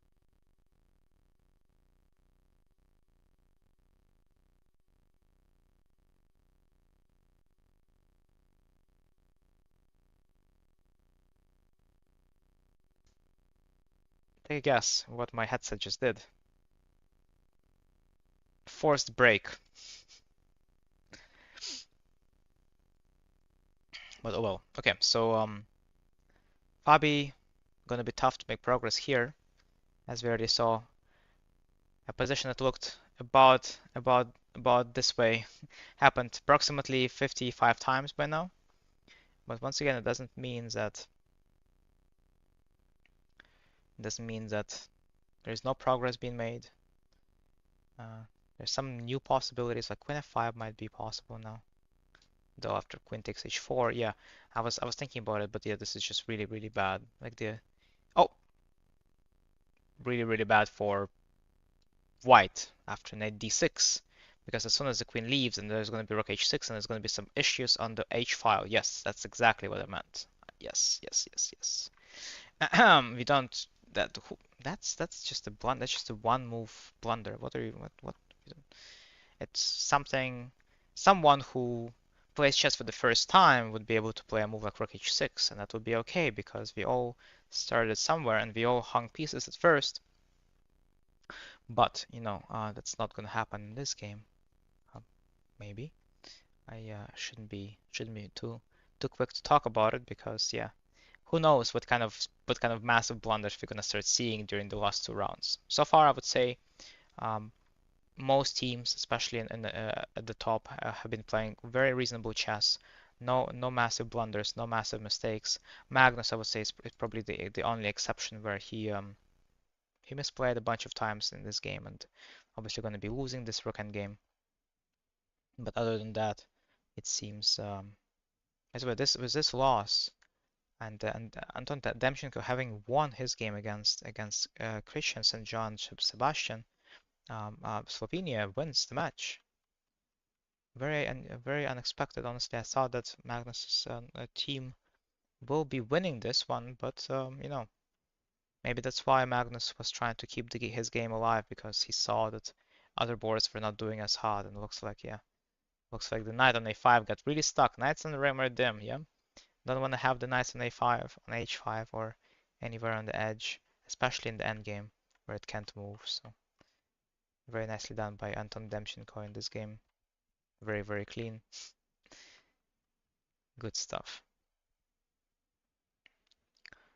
Lim Okay, if Lim wants his team to win the match, he's basically in a must-win right now. It's hard to win this for either side, and once again, I don't think we're gonna see a result other than a draw, which will mean a tie in a match. So moving on to here, Alexei Shirov is tiny bit worse as weird stuff is happening here with Shirov capturing a bunch of pawns, but he's now missing a piece, and he has 3 pawns for the piece, which under usual circumstances would be enough, I would say. But here, if I feel like it's very, very important to make sure d5 doesn't fall. So if let's say, because black here can go for, no, can't go for this. So black basically has no choice but to go for d4, and that's the only correct thing to do. Makes perfect sense. Also attempts to keep trading the pawns, or to keep sorry, not trading, to keep taking the pawns away from white. Eventually, if this goes into rook and bishop versus rook and game, which I actually strongly doubt, because look at how many pawns black has, and how is white better here? How is that possible? Well, maybe it's because white goes here and then takes on h5 and then goes ahead and takes on b6. Okay, so maybe this will go into rook versus rook and bishop eventually, but as of right now, no. The other game also looks pretty dead, drawish as is. Always going to be some perpetual checks available to black, so yeah, I don't think we're going to see anything other than a draw here. So we might see another draw in a match between Spain and Turkey.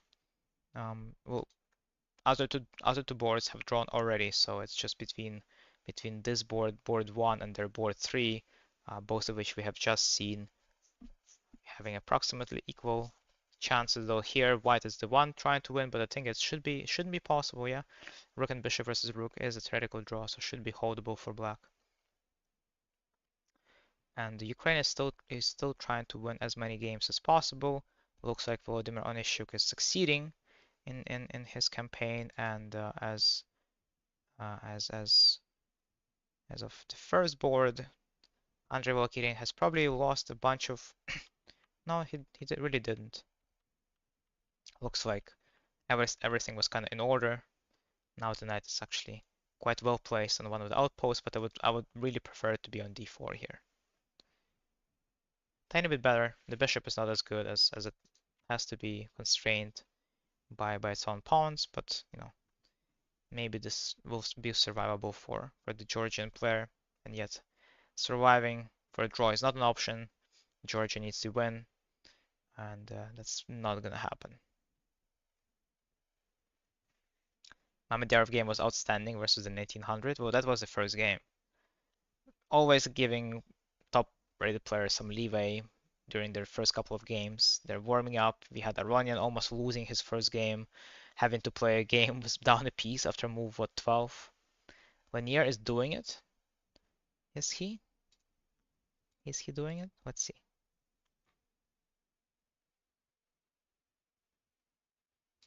Lanier is doing it. Oh my god, he's doing a thing.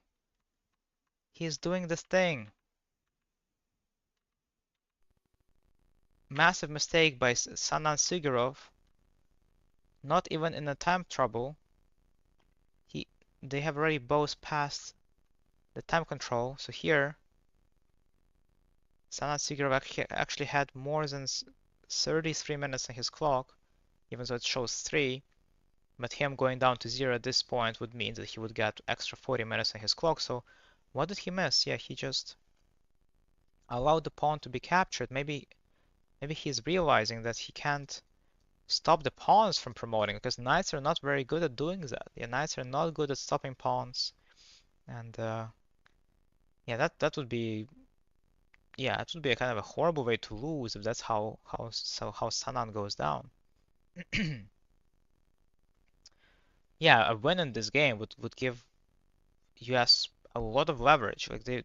Then it means that Fabi can take a quick draw, Vasily can take a quick draw. So they just it just becomes so much simpler for everyone.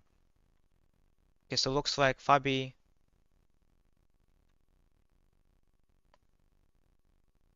Oh no.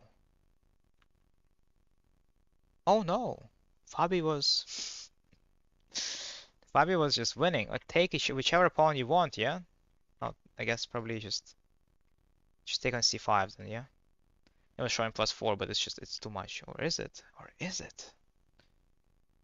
But there is nothing he can do, yeah? Nothing else. He has to take, and yet he didn't take.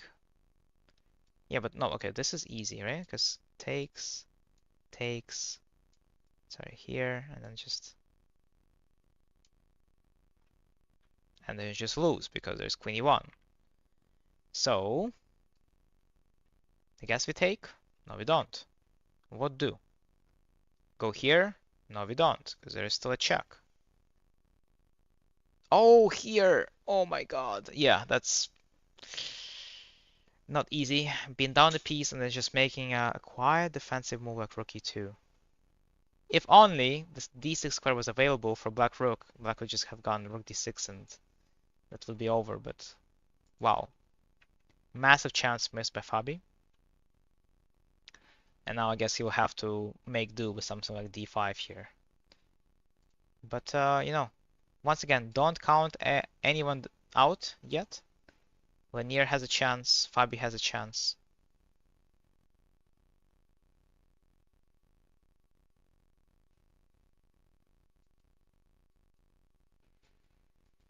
Oh my god. Altitude was a massive donation of 1 bit. Alright.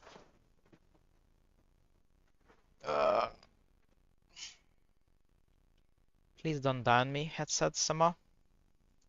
I'm still using it. Can Ding win? The answer is no. Could Ding win? The answer is sadly still no. No, he could have. He could have. He absolutely could have. What? Oh, the time trouble. Oh, the time trouble gods. Oh, why? Oh, why? Why? Oh, why? Why are you so cruel? Okay, so let's try to be better than Ding. Boom. And I immediately, I fail. I fail. I'm done. I can't. Oh, I managed to lose. Look at me. I was like, okay, maybe if you're fast enough, you can take on f5 and it's going to be a winning pawn in the game. Wrong. Okay, so there is a win here somewhere.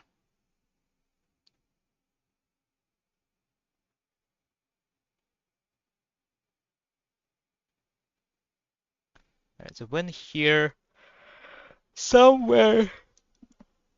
Somewhere over the rainbow. Ilya cries. No. No. No. No. This is not working. We already know. We checked this. We checked it. This is not working. We also checked it. Okay, so it's not obvious. Here. No. What? It's not rook e5, it's not rook e8, it's not bishop e4. I should probably stop guessing and start trying to come up with some reasonable lines instead. King f3, but what does that do? Yeah, you're right, king f3. You're just trying to play bishop e4 and take back with the king. Oh, makes sense. Yeah, actually, makes perfect sense because black is gonna try to remove this guy from equation, but we're gonna be like, oh, but whoa, that's that's exactly what we're gonna do, right? Boom or boom. Very nice. You guys are smarter than me. I should humbly give up my Grandmaster title and present it to the chat. Also, Parham got away. Oh, he so got away. Yep. Yep. What?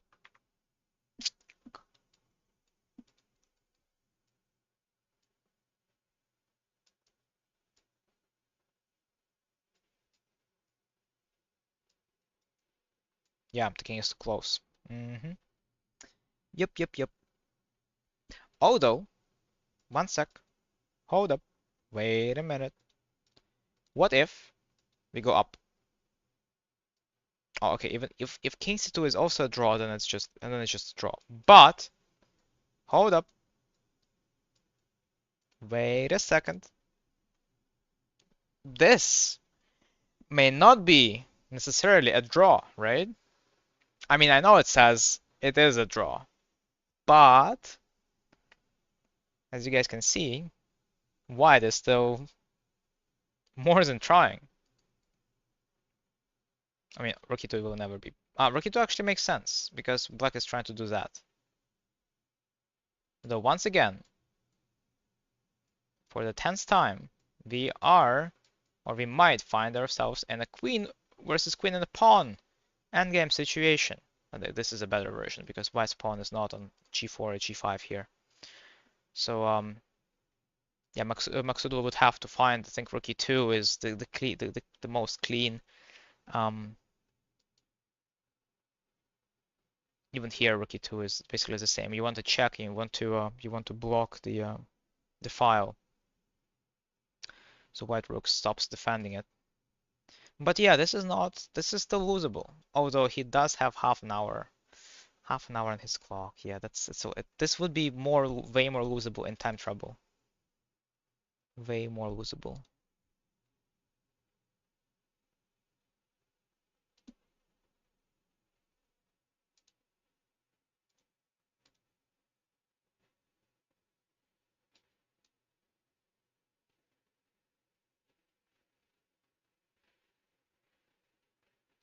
Oh, by the way, it looks like the stream is down on YouTube, no? Because it's not working on my end. Once again, my apologies for that.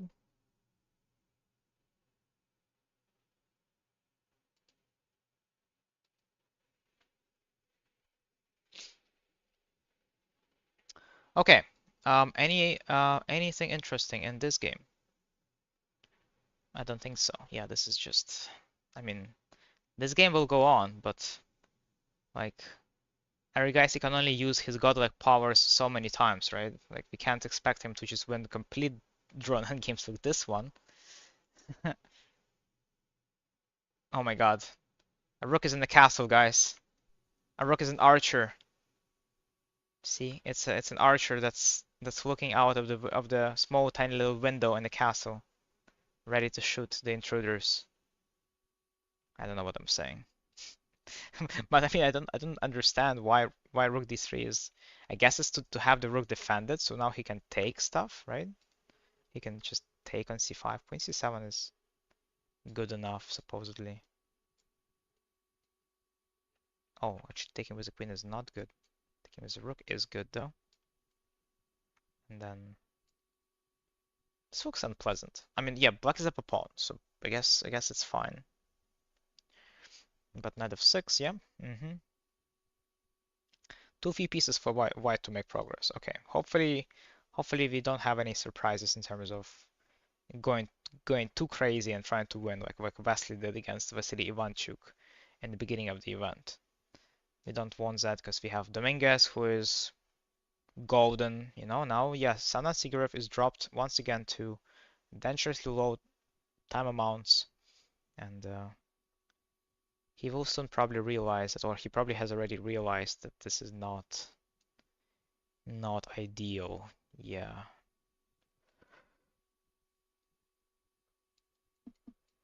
Knight is hanging. Forgot about him. Okay. Magnus. Slowly dying. Oh well.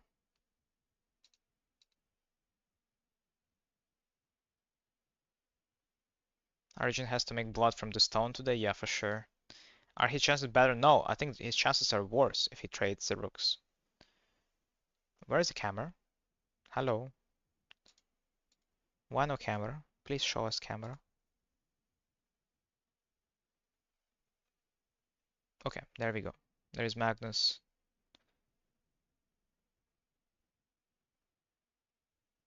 And yeah, I think Magnus is cooked, as they say.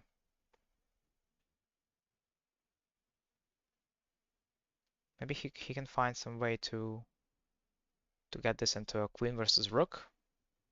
Some some chance at least.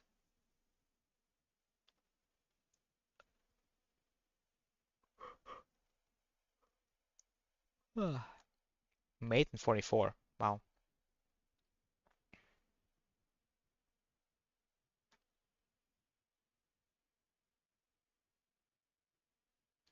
So Lim's game has officially ended in a draw, which means that the match between Vietnam and England is a draw, and the Sheriff versus Yilmaz is the final game of the match between Turkey and Spain, with the other three games ending in a draw. And as we can see, the f4 pawn is not going to stay alive, for we will likely, very likely, see the rook and bishop versus rook of some sort, or not if white fails to capture most of the pawns, which is also a possibility, but all in all, it should be all draws in this match also. Vladimir Onyshuk has found a way to breach through white's defenses, and black is currently completely winning after g4. Good for him. With this win, the Team Ukraine will be guaranteeing the victory in the match over the Georgia. Anish Giri won. I think Anish outsmarted his opponent in the opening, choosing a tricky sideline bishop e3. And his opponent, I guess, being very used to playing with e5, went for it, and this allowed white to save a couple of tempi um, with this development move, which otherwise takes white a couple of moves at least. Though it was pretty much very drawish until Brazilian board 1 blundered, I guess, in time trouble, and Anish ended up winning a nice game. Well done. Benjamin Bok has also won his game with black, having played Sicilian. And okay, so he knows, huh? He knows. Benjamin also knows this line. I wonder if he knows what he's supposed to do after a3, but okay, let's not talk too much about it. Yeah, this is a well-known draw. It's surprising to me that we see anything other than a draw here as a result of it. I guess his opponent maybe tried too hard. Yeah, his opponent clearly tried too hard. So here we see, well, two an inaccuracy and a blunder because, oh well, yeah, okay. So Player with White Pieces has been playing this game way too fast, way too fast for my liking. And I don't want to be mean. I don't want to sound mean, but when you play fast in a position, it requires a lot of calculation. You kind of have this coming for you. And yeah, we will write it off as White trying too hard to win the game and losing over pressing. Jordan won Forest, managing to squeeze out some advantage, and will most likely win the game as well. I think I just had some packet drops. No, I didn't. Lichess disconnected, but I didn't. Very interesting. So nice game so far by Jordan. Extra pawn looks like it's gonna be queening eventually. Even now? No, I don't think it queens now. Yeah, not now. But maybe he can just slowly start picking up the pawns here. That seems easy enough. Max Varmedam is struggling, but should be able to survive pretty pretty easily. Rook n3 versus rook n2. This is one of the easier draws because the pawns are all on the same side. No pass pawns have been created yet by black. And this should be a draw. So yeah, looks like Dutch team will be beating Brazil here in this round 9. Interested to see how Greece is playing against Azerbaijan. It looks like Teodoro Nicholas is really, really having his opponent in a rough shape, as we could tell from the final position. Despite the fact that Black has been up a pawn for the longest time in the world, bishop pair, the weakness of the Black's king, and the overall position having an open nature, resulted in Nicholas finding. Oh, oh!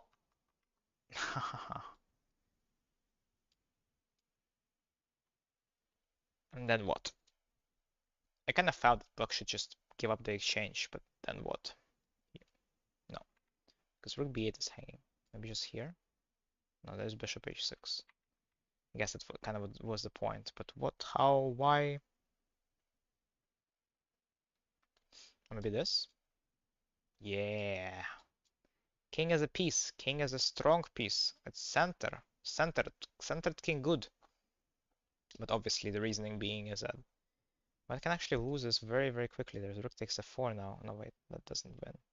I said it wins, but it doesn't. I guess just queen e2. Yeah. Keep it simple, Ilya. Keep it simple.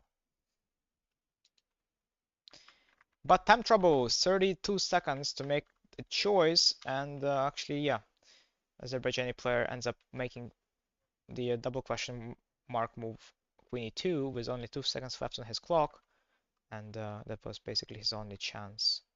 Where after the time control has been passed, there's way too many ways to win. Yeah, just rook b8, rook e4, just too easy. Actually, rook b8, just king g7.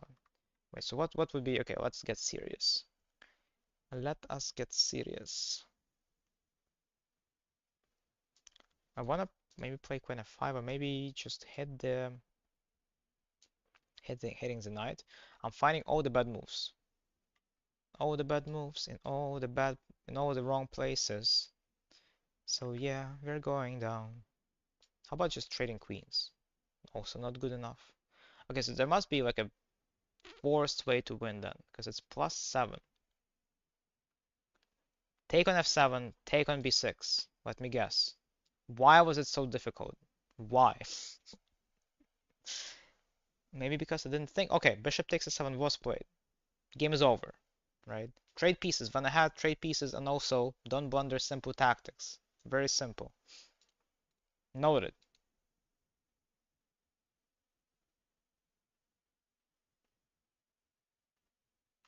Offers post. Thanks for the raid. Welcome raiders. We are doing some Olympiad commentary, which is gonna be I'm gonna be wrapping up in about half an hour or so. A couple of interesting developments in some of these matches, but do beware. I have some hardware issues right now, so the stream goes offline for a couple of seconds every other hour. If it happens, but you're still interested in receiving the commentary, don't leave. I'll be back. Okay, so the game of the day, I guess, is going to be this one. It's hard to imagine Arjun Erigaisi winning here. But once again, I have seen them win these. I have seen him win these. He probably can do it again.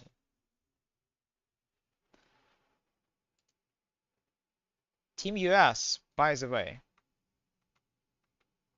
is finally getting another chance to win on one of the boards where Richard Rapport is making a poor judgment call on pushing his c-pawns up.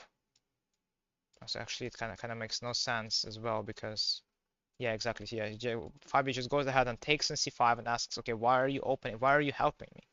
Like, why are you helping me open the d file? Because that's where I'm stronger than you, right? After this trade, rook takes d3, queen is coming. This was played. This is the game. And white looks like white is just completely winning now because queen d1 is coming in. And rook d7 is coming in, and this just feels like not something black can come back from. Happy to see that, but obviously you still need to win, actually, despite any kind of massive advantage Fabio might have, there's always a chance that he will find a way to screw up. I'm gonna knock on wood here. Hopefully Fabio gets the job done, as he got another chance to try his luck. Go, Fabio, go. Vasily has been having the same position. Like every time I look over to his game, he still just has the same. Like nothing changes, and yet they're still trying. They're still playing. Dominguez has a forced mate in 17 moves. Forced checkmate in 17. I guess it's knight e6, which also wins, but no, it's not knight e6. I guess it's just bishop to c6, king c8, and now how do we deliver the forced checkmate here? Check. So we need our knight there. So I guess this or that. Yeah. No. Not quite sure why this doesn't, like, it says only +5, but how? Oh, because he can do this. And then his knight is gonna follow my knight. Okay. Okay, I got that. So let's go back here again. Maybe something slower. Maybe this. And then I'm just trying to play another fate, so I guess knight g4. Aha, king b6 and then knight c5. Ends it all. Okay, so let's see. Can Linear find it? Not very difficult, right? Not so tough. Can he find it to give his team a so much needed relief? Because everyone is under pressure. Vasily's trying to win. Fabio's trying to win. If Linear wins this game, they can just take draws, right? They can start taking draws. Go Linear. Go Fabi. Queen d1 needs to be found by Fabi. Can he do it? Can he bring W home? Seems like good results to keep on the intrigue. Yeah, that's right. So with the US team winning the match, they will be moving over into the top 3 bracket, essentially guaranteeing themselves the match against India in round 10. And Team China, so far having made 2 draws, the Ding already drew. Apparently this was not enough to win, as yeah, some proper calculation techniques came into play, and the game was promptly drawn on board 1. On board 3, it's been a draw for a while now. Board 2, Wei Yi won. So Wei Yi won.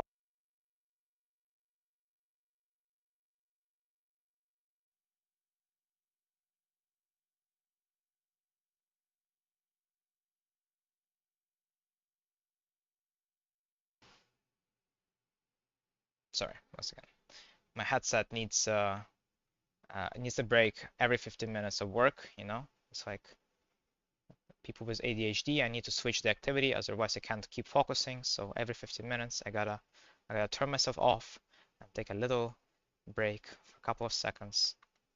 Understandable, not a problem.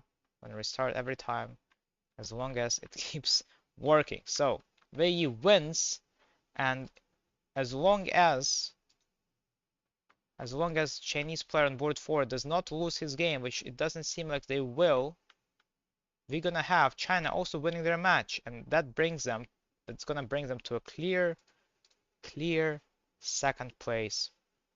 No, not clear second. My apologies. It's gonna bring them to second place, sharing with both Uzbekistan and United States. So it's gonna be anyone's game at that point. India will still be leading by a full match, but you know it's gonna be closer because there are gonna be 3 teams on India's tail, and India having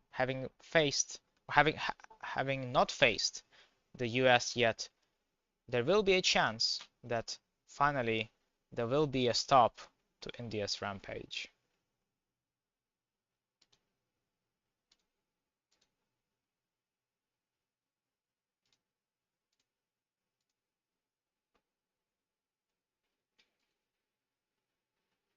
Okay, so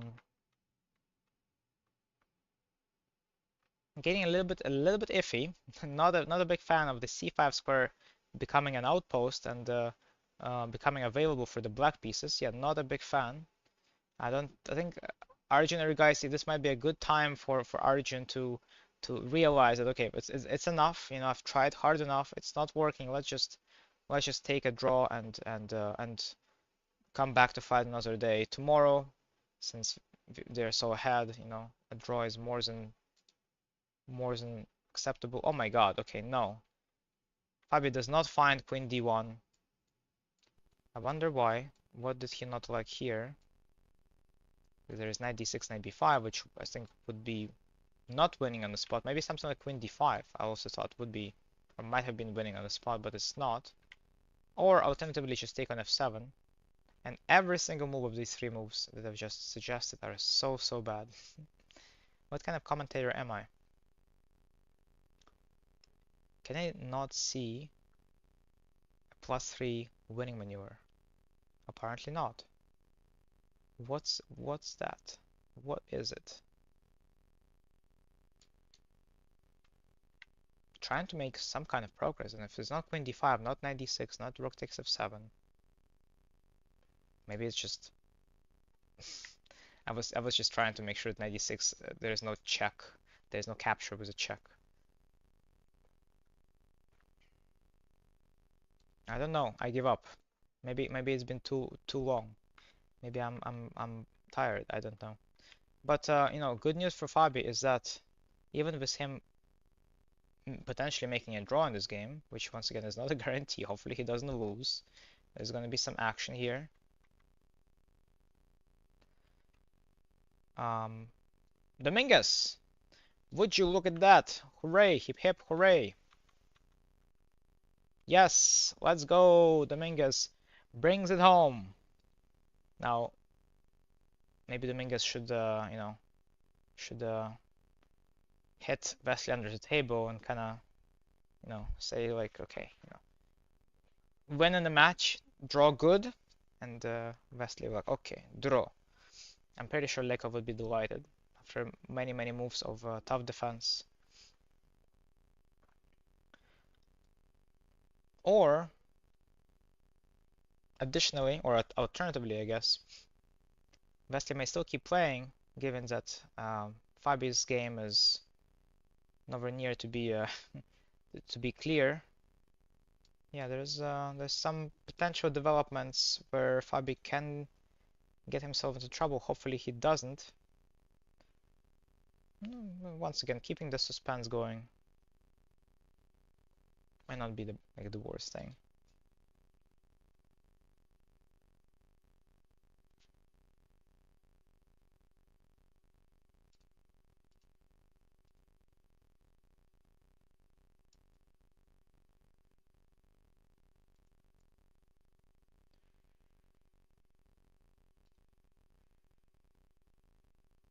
Cameras are available, showing the players wrapping up on Lanier's board. He looks happy. Well done. Magnus did end up losing. This is how it happened. Yeah, unfortunately for him, it's just way too easy because Black has two pawns trying to promote, not just one, and also the G pawn is trying to promote with a check, so the game just instantly ends as there's no way to even force Black to give up the rook. It's physically impossible. So unlucky for Magnus, unlucky for his team to lose his 3-1 to Slovenia.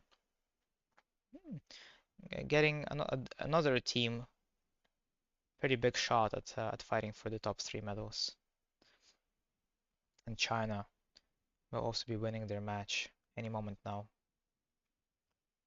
Unless something really wrong happens, once again, it shouldn't. This is, I guess, the only chance. Boom.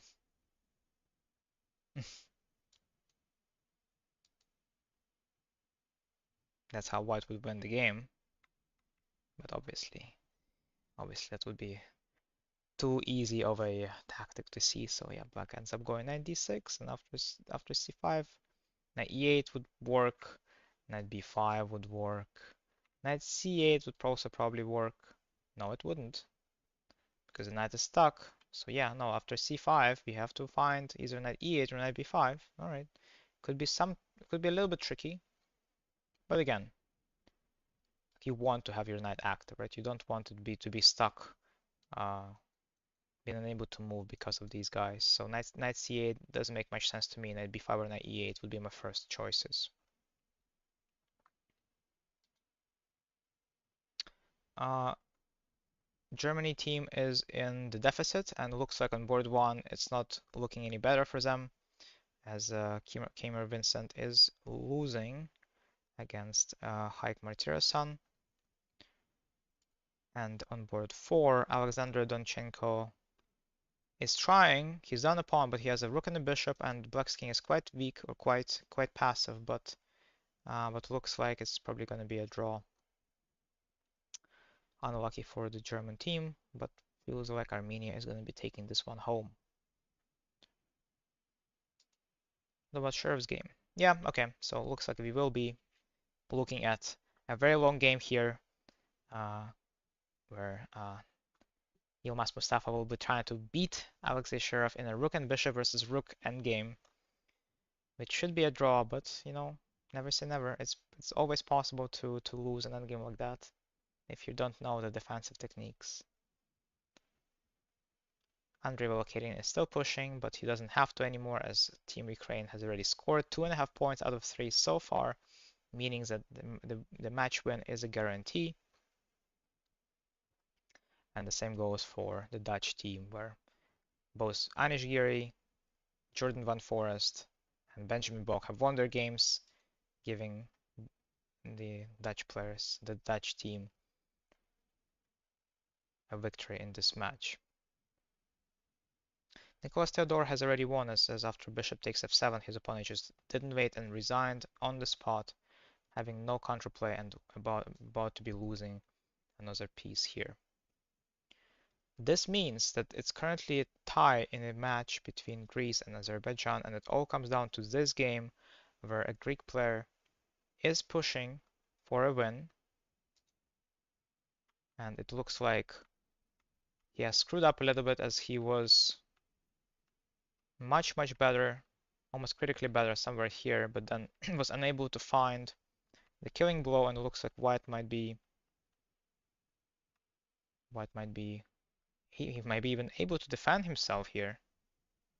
But yeah, it's hard to imagine that black is not gonna. Oh, there's rook h8 now. That's problematic. Black would have to do something. I'm not even sure what. So I guess after all, there might be this feels like it should be a draw as well. There might be a draw, a tie in a match between Azerbaijan and Greece. Yeah, it's gonna be unfortunate for Greece, because I would say they were the ones pushing for the match win, but it's hard to find. It's minus 1.2. It's no longer a critical advantage. It's hard to find a way to do something about rook h8, so I wouldn't blame Andreas Killeris if he just takes the draw here. But he goes queen f3, king g1 will be played. I don't quite know what to do after king g1 was played. Not quite sure how to avoid rook h8, and if he allow the capture, the a6 begins hanging. Yes, this feels like, from practical standpoint, this is not going anywhere besides the draw, as white's threats are severe, very annoying, and there's no easy way to deal with any of them, and Andreas Killeris is basically falling down to close to zero time anytime now. In about 3 minutes, it's going to be a massive time trouble. The good thing is that he always has the availability of the perpetual check, which I believe he will eventually resort to.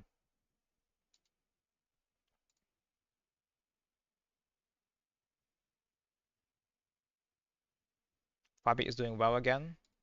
Yeah, his position is quite unclear, so it doesn't surprise me that both Fabi and Richie are getting it wrong, as it's hard to calculate. Plus, they're both falling down on time, uh, approaching the second time trouble.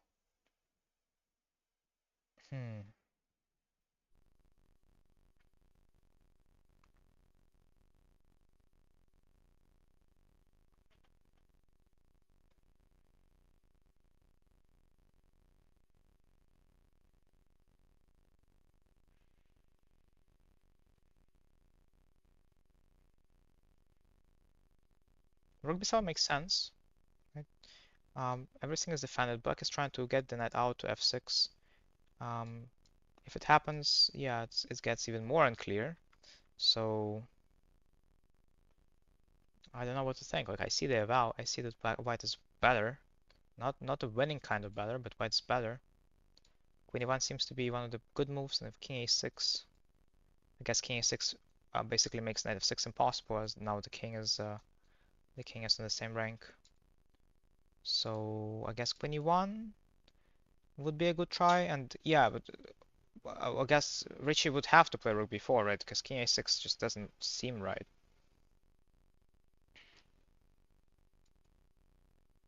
Now knight f6. Yeah. Unclear, very, very unclear, but I feel like Vasily should probably be taking a draw right about now. I think he's probably realized that he has nothing to hope for. The position is in an impenetrable fortress, and if he keeps trying, he is running a risk of doing what he did against Vasily Ivanchuk. So that would be disastrous. It would put Fabi in the must-win position, and you never know. You never know what will happen if your teammate, if one of your teammates is all of a sudden forced to change gears and try to win with all he's got, even though it looks like Fabi is exactly doing that. Fabi is trying to go for the kill, but yeah, he's getting himself in a danger zone here with time. I really hope that we see no accidents here.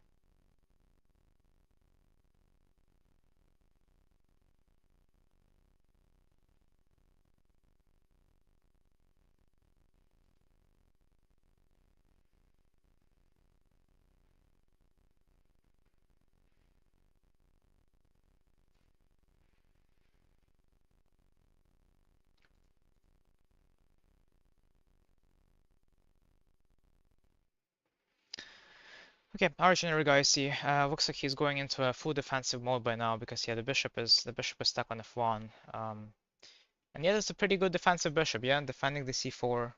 I feel like Indian team is currently praying for Arjun to not overpress, but yeah, it's you know it's hard. It's tough to get this wrong. It's way too solid.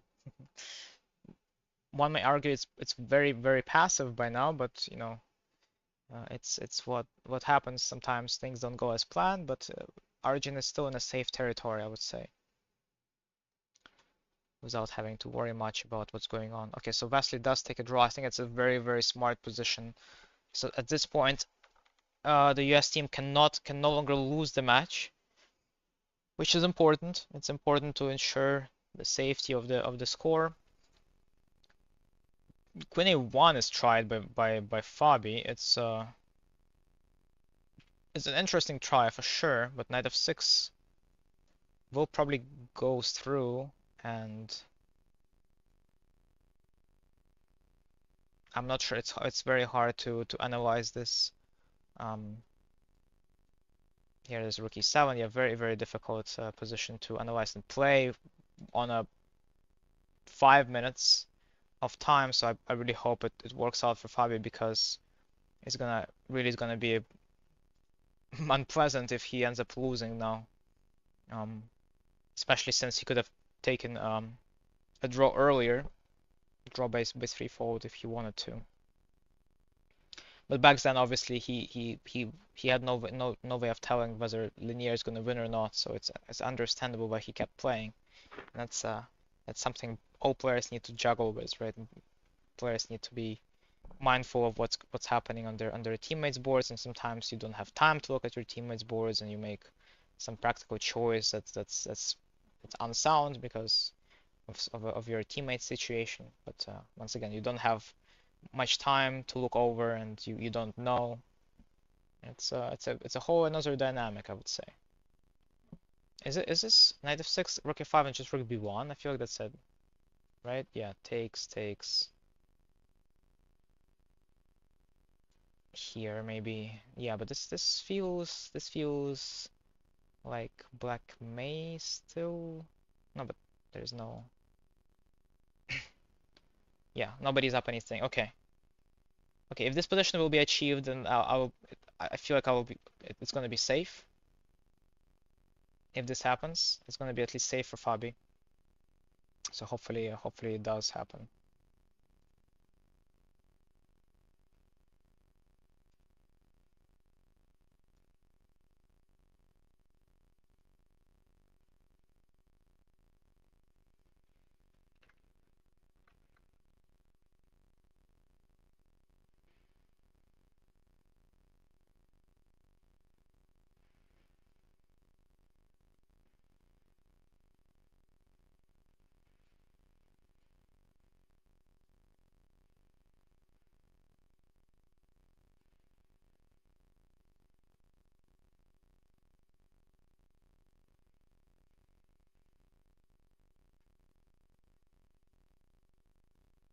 Oh my God, G3.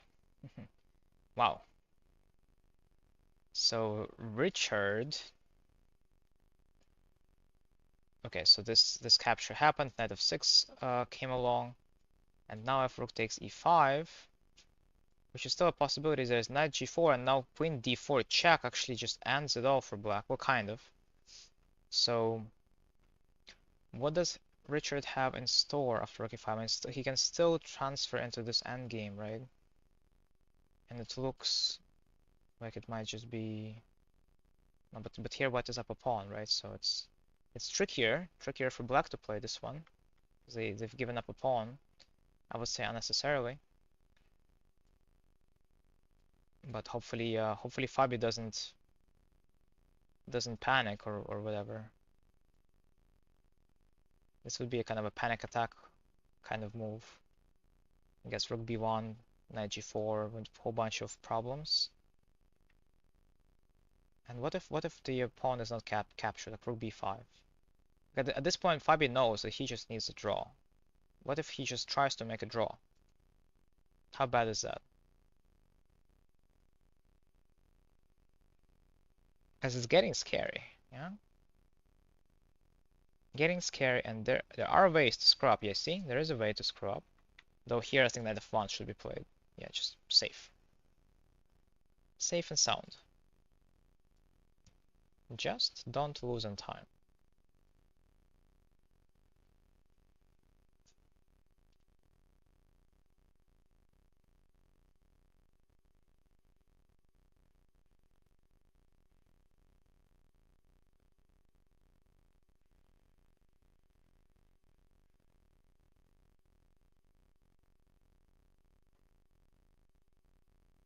Yeah, it's an amazing advice. Yeah, indeed.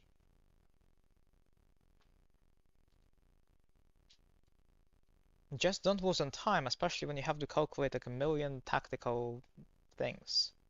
And you only have 2.5 minutes in your clock. Just don't lose. I mean, just in general, don't lose is a good advice, right? If you don't lose, your ratings at least stays the same. You get to win stuff because if you don't lose, you either draw or win, right? So you get to win stuff. So it all makes sense now, right? You've probably been playing chess all along. You've probably been losing. No, don't do that. You, you don't want to be losing. Some people say that you can't improve without losing. That's you can't win prizes. You can't win stuff without losing. No, wait, you can't win stuff if you keep losing. There you go. So okay, so Fabi goes ahead and takes, calls the bluff. Knight g4 is gonna probably come next, and then there's queen d4, king a6. Wait, queen d4 is a losing move. What's a good move? What's a move that doesn't lose? Queen d4 is a losing move after king a6. What's a not losing move? This move is also losing. What about this one? This move is good enough for a draw, and honestly, all things considered, I think there's a high chance that Fabi is just gonna make it. Well, given that he doesn't see a winning move. So there is a winning move, there's a whole bunch of losing moves, and there is a move that makes a draw, which is rook e8. And once again, I'm gonna be happy to see Fabi going for rook e8. So it's what was played? Rook e5, and I can't tell. Is it Fabi's move? No, it's Richard's move still. Not yet. The engine says plus 0.7. Oof. This can be anything. It could be literally anything, and we wouldn't know. Uptime. So the current uptime is 1 hour, but that's because my stream like went down really badly, and like my internet went out for a long time, like well, a couple of minutes, I guess. But the real uptime is 5 hours and about 10 minutes, I guess.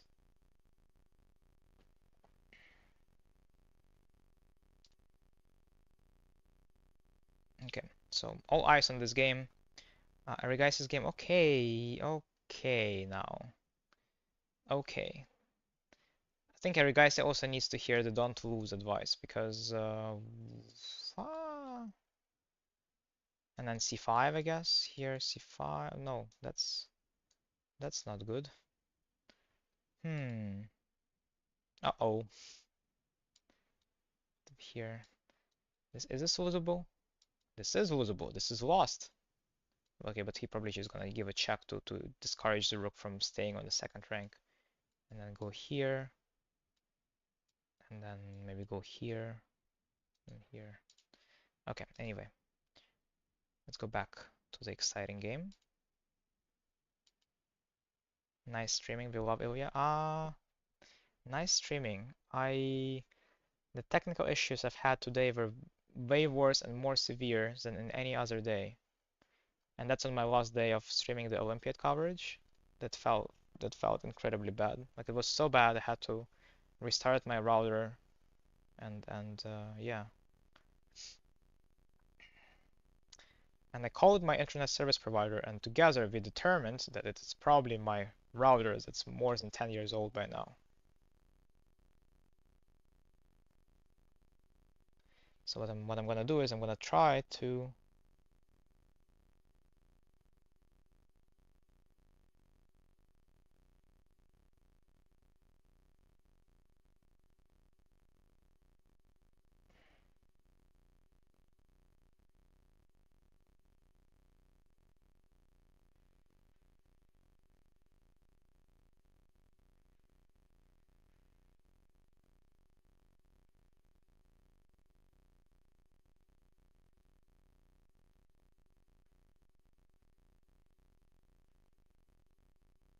okay.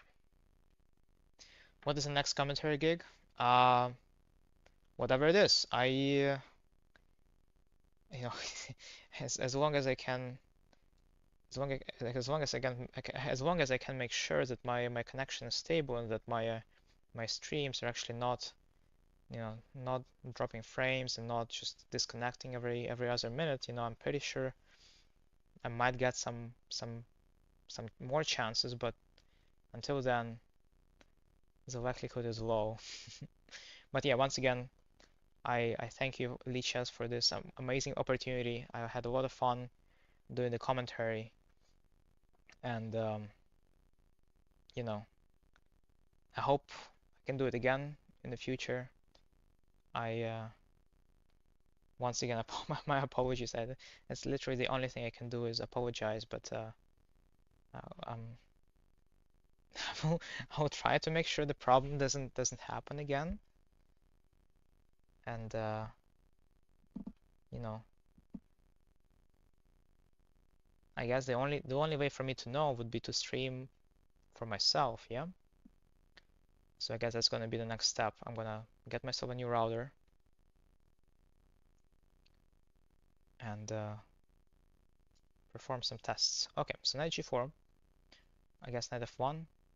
Keep it simple, Fabi. Keep it simple.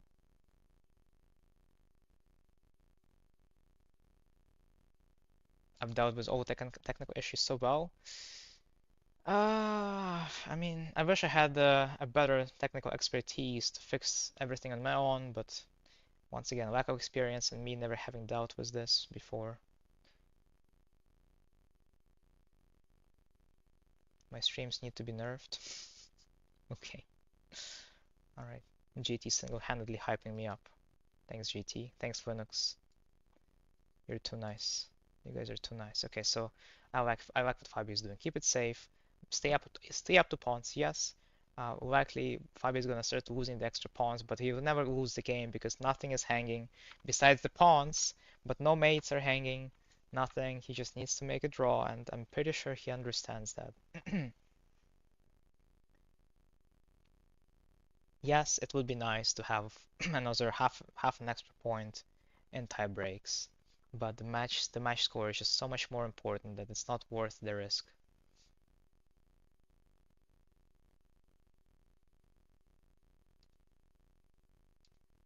Richard is munching on something, or maybe just chewing a gum or something. Arjun made the draw. That's good. I think that's good for him. Yeah, it was a draw, and yeah, looks like yeah. Okay, so as we expected, as we suspected, yes. Uh, good, good that he didn't try to be a legendary hero because yeah, sometimes it's just not worth it.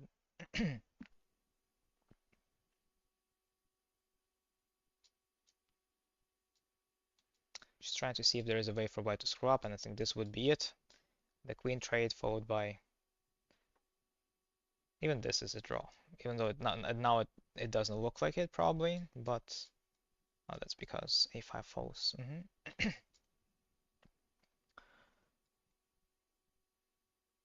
Queen d2 makes a lot more sense because we might decide to play queen d4, also giving ourselves a chance to go for perpetual. Looks solid enough.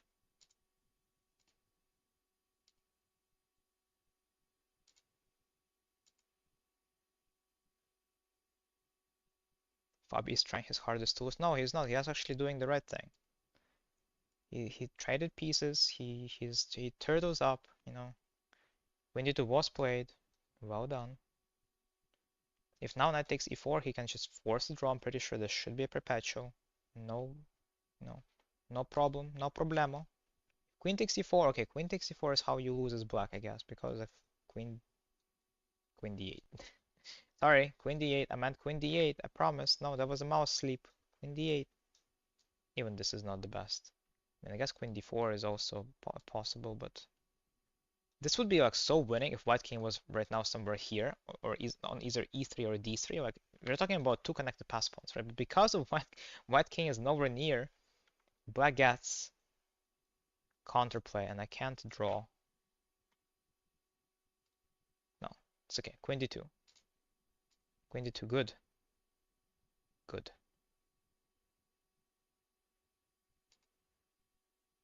So what happened? King b7 happened. I can't see what Fabi did. I think he played c5 now.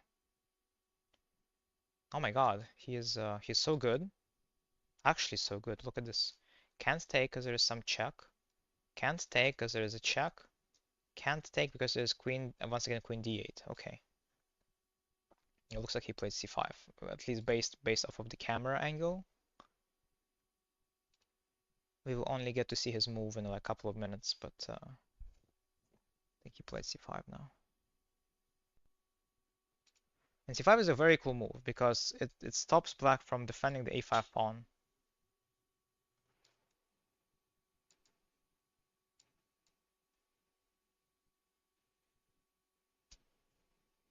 Yeah, very solid. No, he played queen d8. Never mind. Never mind. Which is also more than good enough.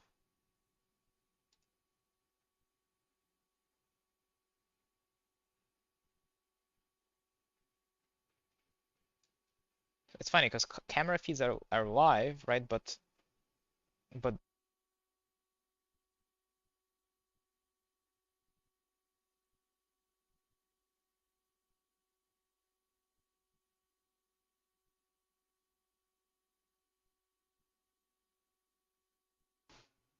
sorry, my headset needed a little break as usual. I was saying the camera feeds are live, so we can see players in real time, but there's a delay for the broadcast.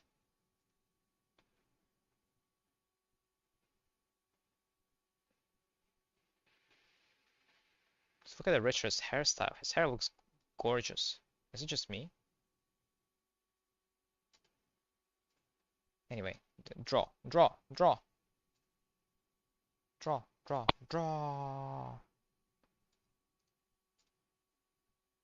What are we? Winners! What do winners do? Draw!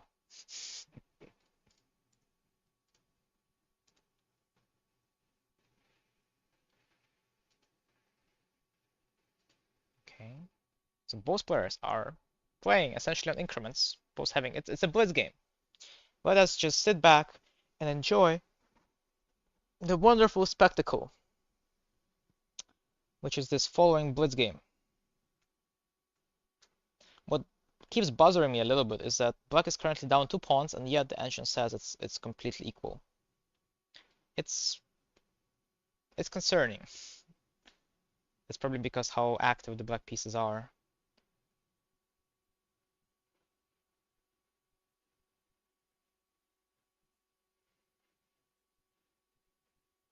This knight can't move also. The only way for Fabi to lose this is to lose the a4 pawn. As long as he doesn't lose the a4 pawn, he should be safe. He can lose the c4, he can lose the e3, but a4 he absolutely must not lose.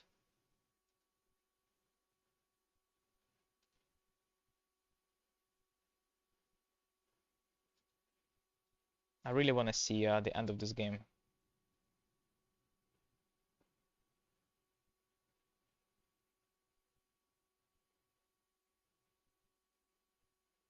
Okay, king c5, yeah. This was to be expected. King is annoying. Like, go away. Oh, maybe this is how. Like it shouldn't be losable, right? Because white has a pawn of his own, right? Yeah, I feel like this is probably the cleanest way. Just go here, because if king b4 is this.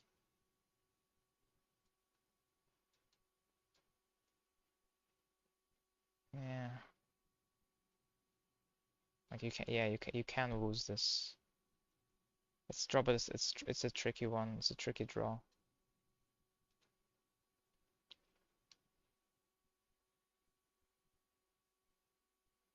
Maybe queen b7, because now there are ways there are ways to even win for white if black is not careful. But once again, queen b7, just knight c3. Just queen b3. Can black make progress right now? Knight can go away because then there's always going to be queen b5. Maybe just h4. Okay, I like this. I like queen b7. All right, Fabi, come on. Come on, do it.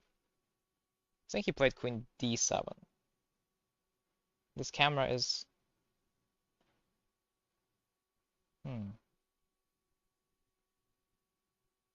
Maybe we can make certain adjustments to the camera angle here. You guys don't mind? All right, sorry, excuse me. And boom. Okay.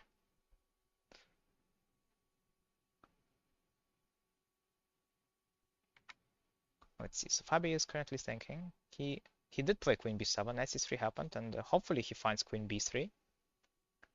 Well, I suppose it was his idea all along. But then queen b3, there might be some queen f6. Annoying. Yeah, here though. Trying to trick black. Like king moves. Just queen moves to c2. Yeah, okay.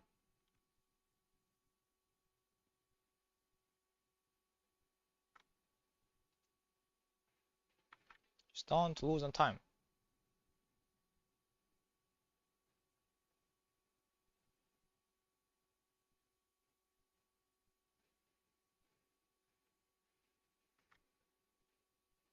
Okay, queen b3 happened, h4 happened. And I guess just king f2 is gonna have to happen, yeah? Otherwise white just doesn't have any move. Just no moves, right? Just king f2. The knight can't move, the pawn is hanging. King f2 happened. Okay, good, good. Good hold. Hold!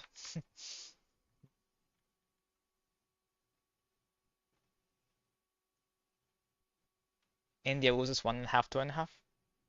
Oh, camera is delayed more than broadcast. Okay, yeah, okay, that makes sense actually. I started noticing that it's probably the case. I would love Team US to win, but seeing how well India has been doing,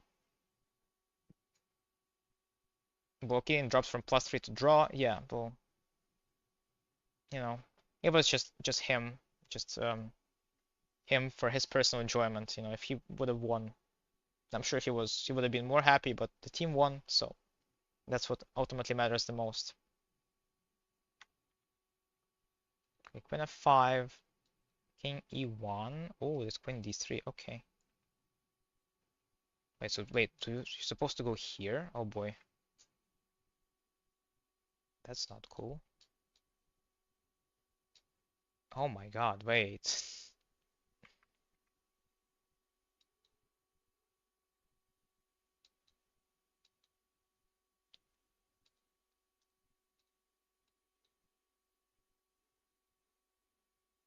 Ah,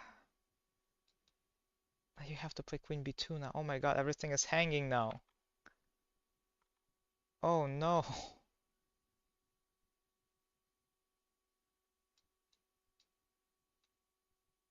Okay, this happened, but oh man, Bobby, hang in there. I don't. Me no like.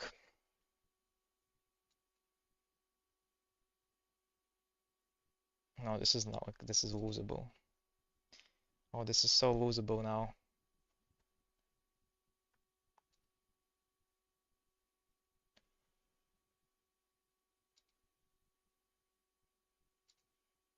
I told you. Yeah, I mean, I get it.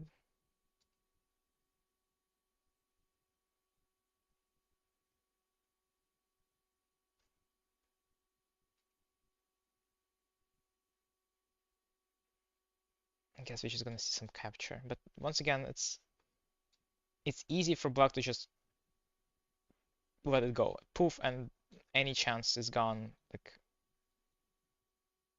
if you're not careful enough.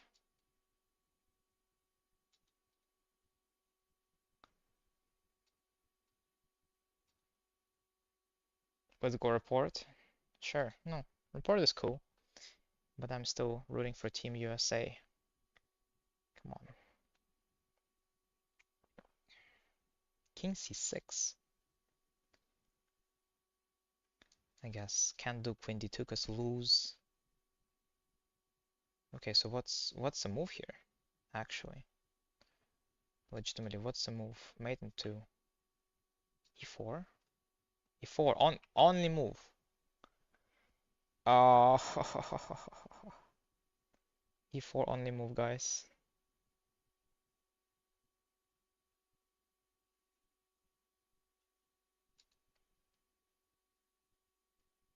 And you have half a minute to find it.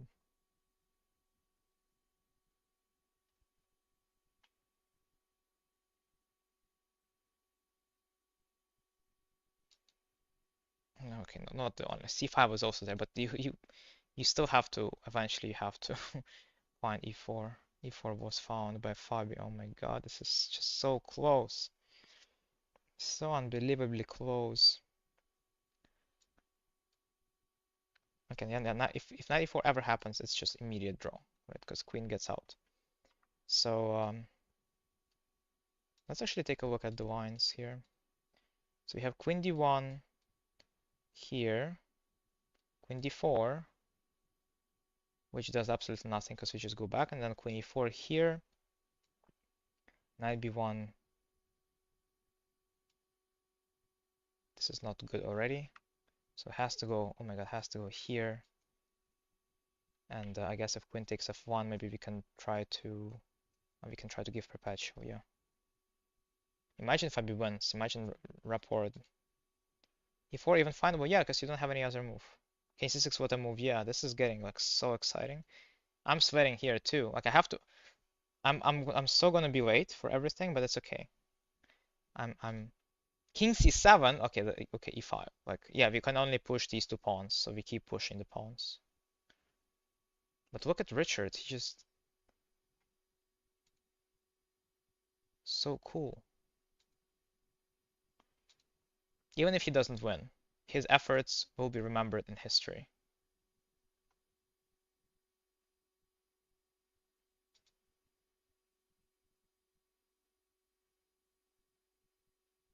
I mean, e5, right? Fabio, don't lose in time, please. c5 was played. So c5 is to play queen b6, but now after this trade, oh my god, Fabio will have to play down a pawn.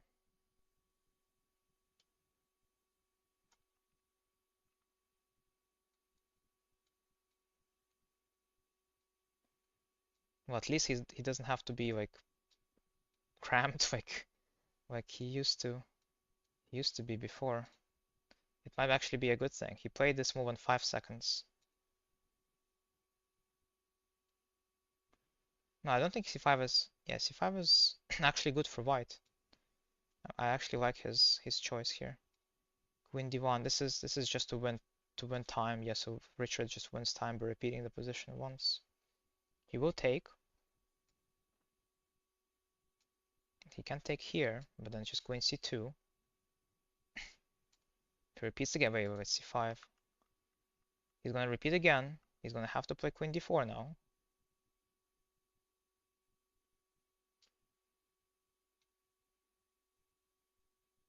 Yeah.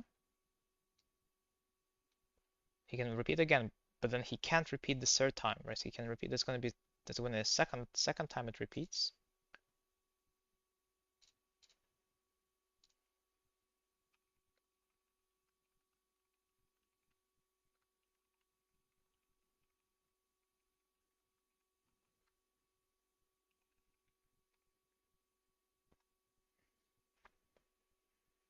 Okay, so he repeats again, right?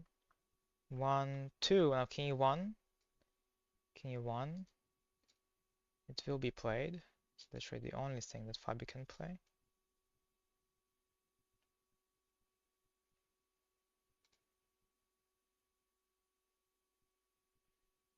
What did I play before king c7? e4.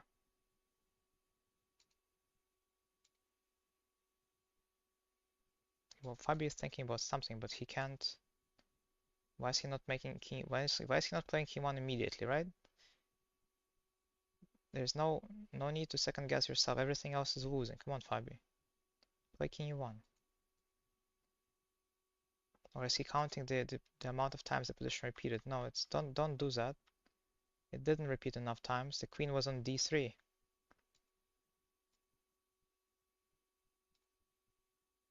No, oh my god, he's trying to claim a draw. Oh no, wait, this is bad. Oh no. No. You know what happens in this case? His opponent gets extra 2 minutes. Yeah, this is bad. It's not a draw, Fabi. It's not a threefold yet.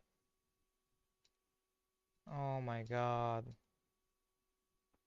No, his time is not ticking. The time is stopped. When you claim a draw, you stop your clock.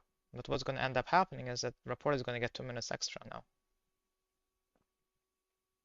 Because Fabi is wrong, and this is a wrongful claim of the threefold.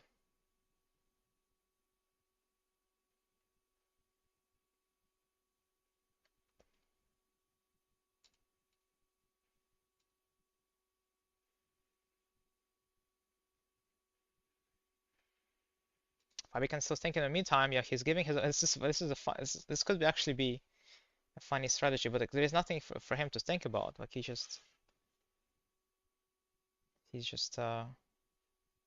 has only moves. So, and at this point you can't really calculate far.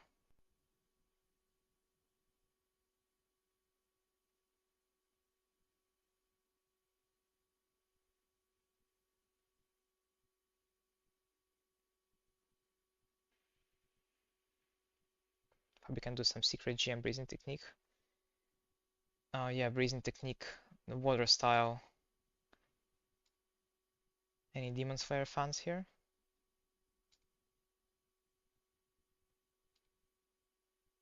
It's like the entire show is based on special abilities that people get by breathing in a certain manner. Breathing is definitely important. Yeah, as you can see, the game is now officially resumed. I think, though we don't see time anymore because yeah,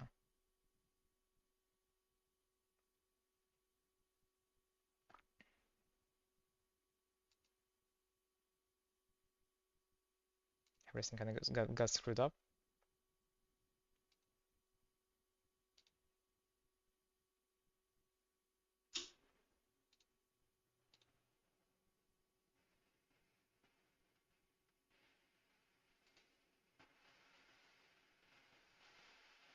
In 960 he was at 170. Oh my God, that's not a good sign. So he's been defending quite well so far, but he's definitely in danger. Okay, good, good. So we have queen e4, king d2. So we've seen this position before in our analysis.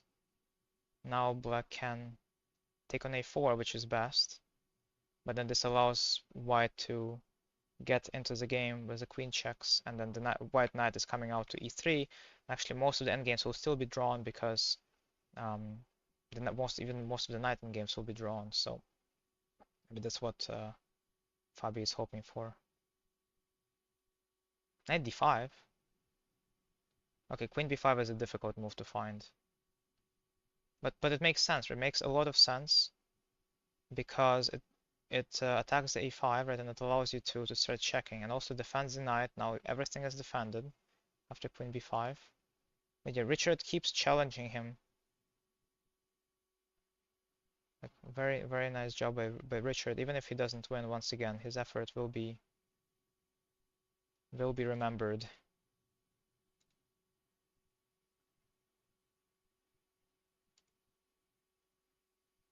Somehow Fabi has 2 minutes. I guess it's because of the move repetitions. They both got a bunch of time their clocks, but as you could tell, Richard now, well, he had about 2 minutes extra on Fabi, and that's because he got 2 minutes added to his clock.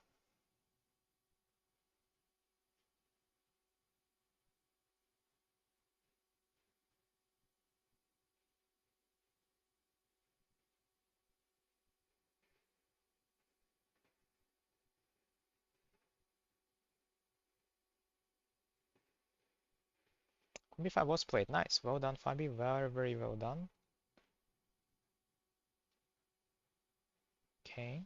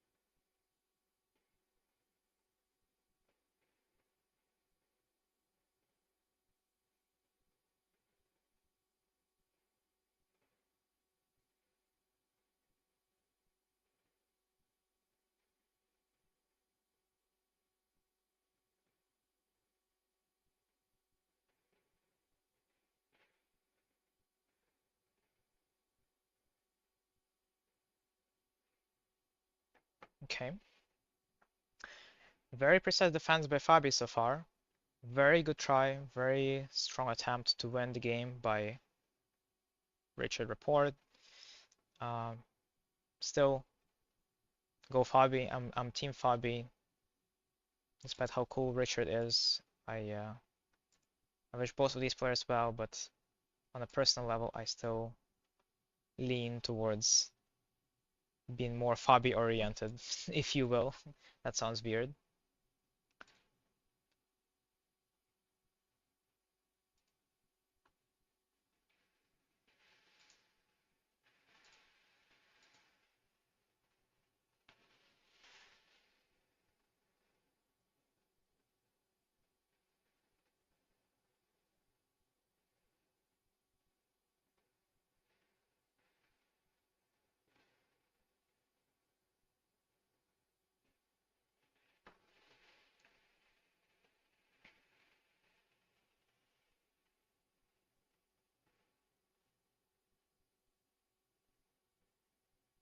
Okay, queen d4 does nothing because king can now begin retreating towards the king side. It's actually really good news for Fabi. King e1 is not a very difficult move. Maybe something he might be slightly aware of would be this, but once again, the knight is close enough. Shouldn't be any problems. King e1 was played. Great stuff. Okay.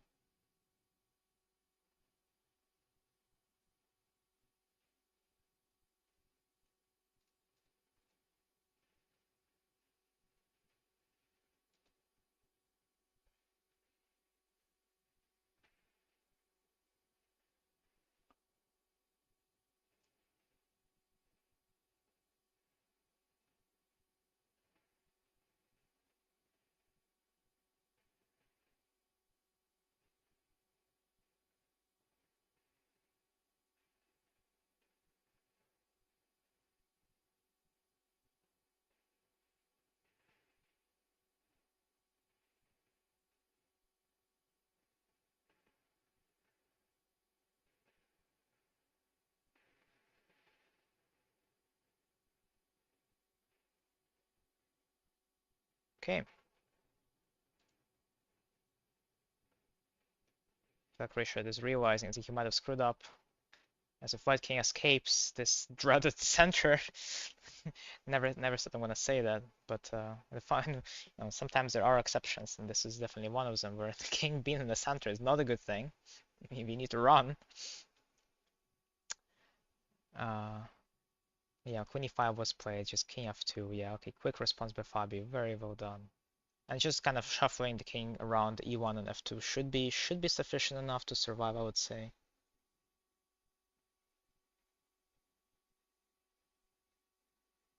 Okay, here comes another move repetition.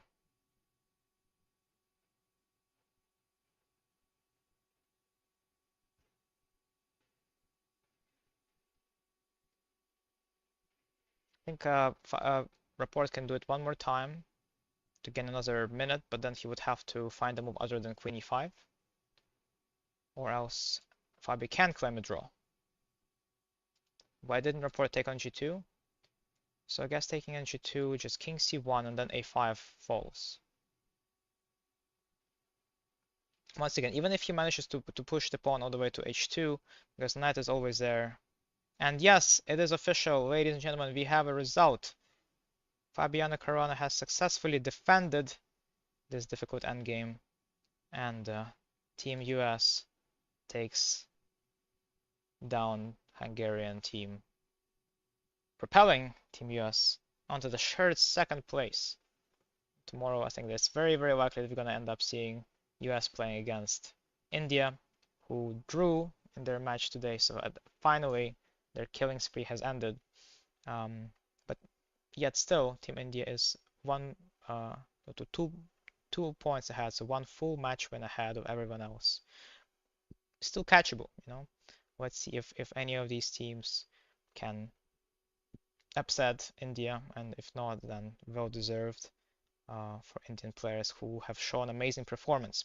On that note, I'm going to be checking out once again. I'm Ilya.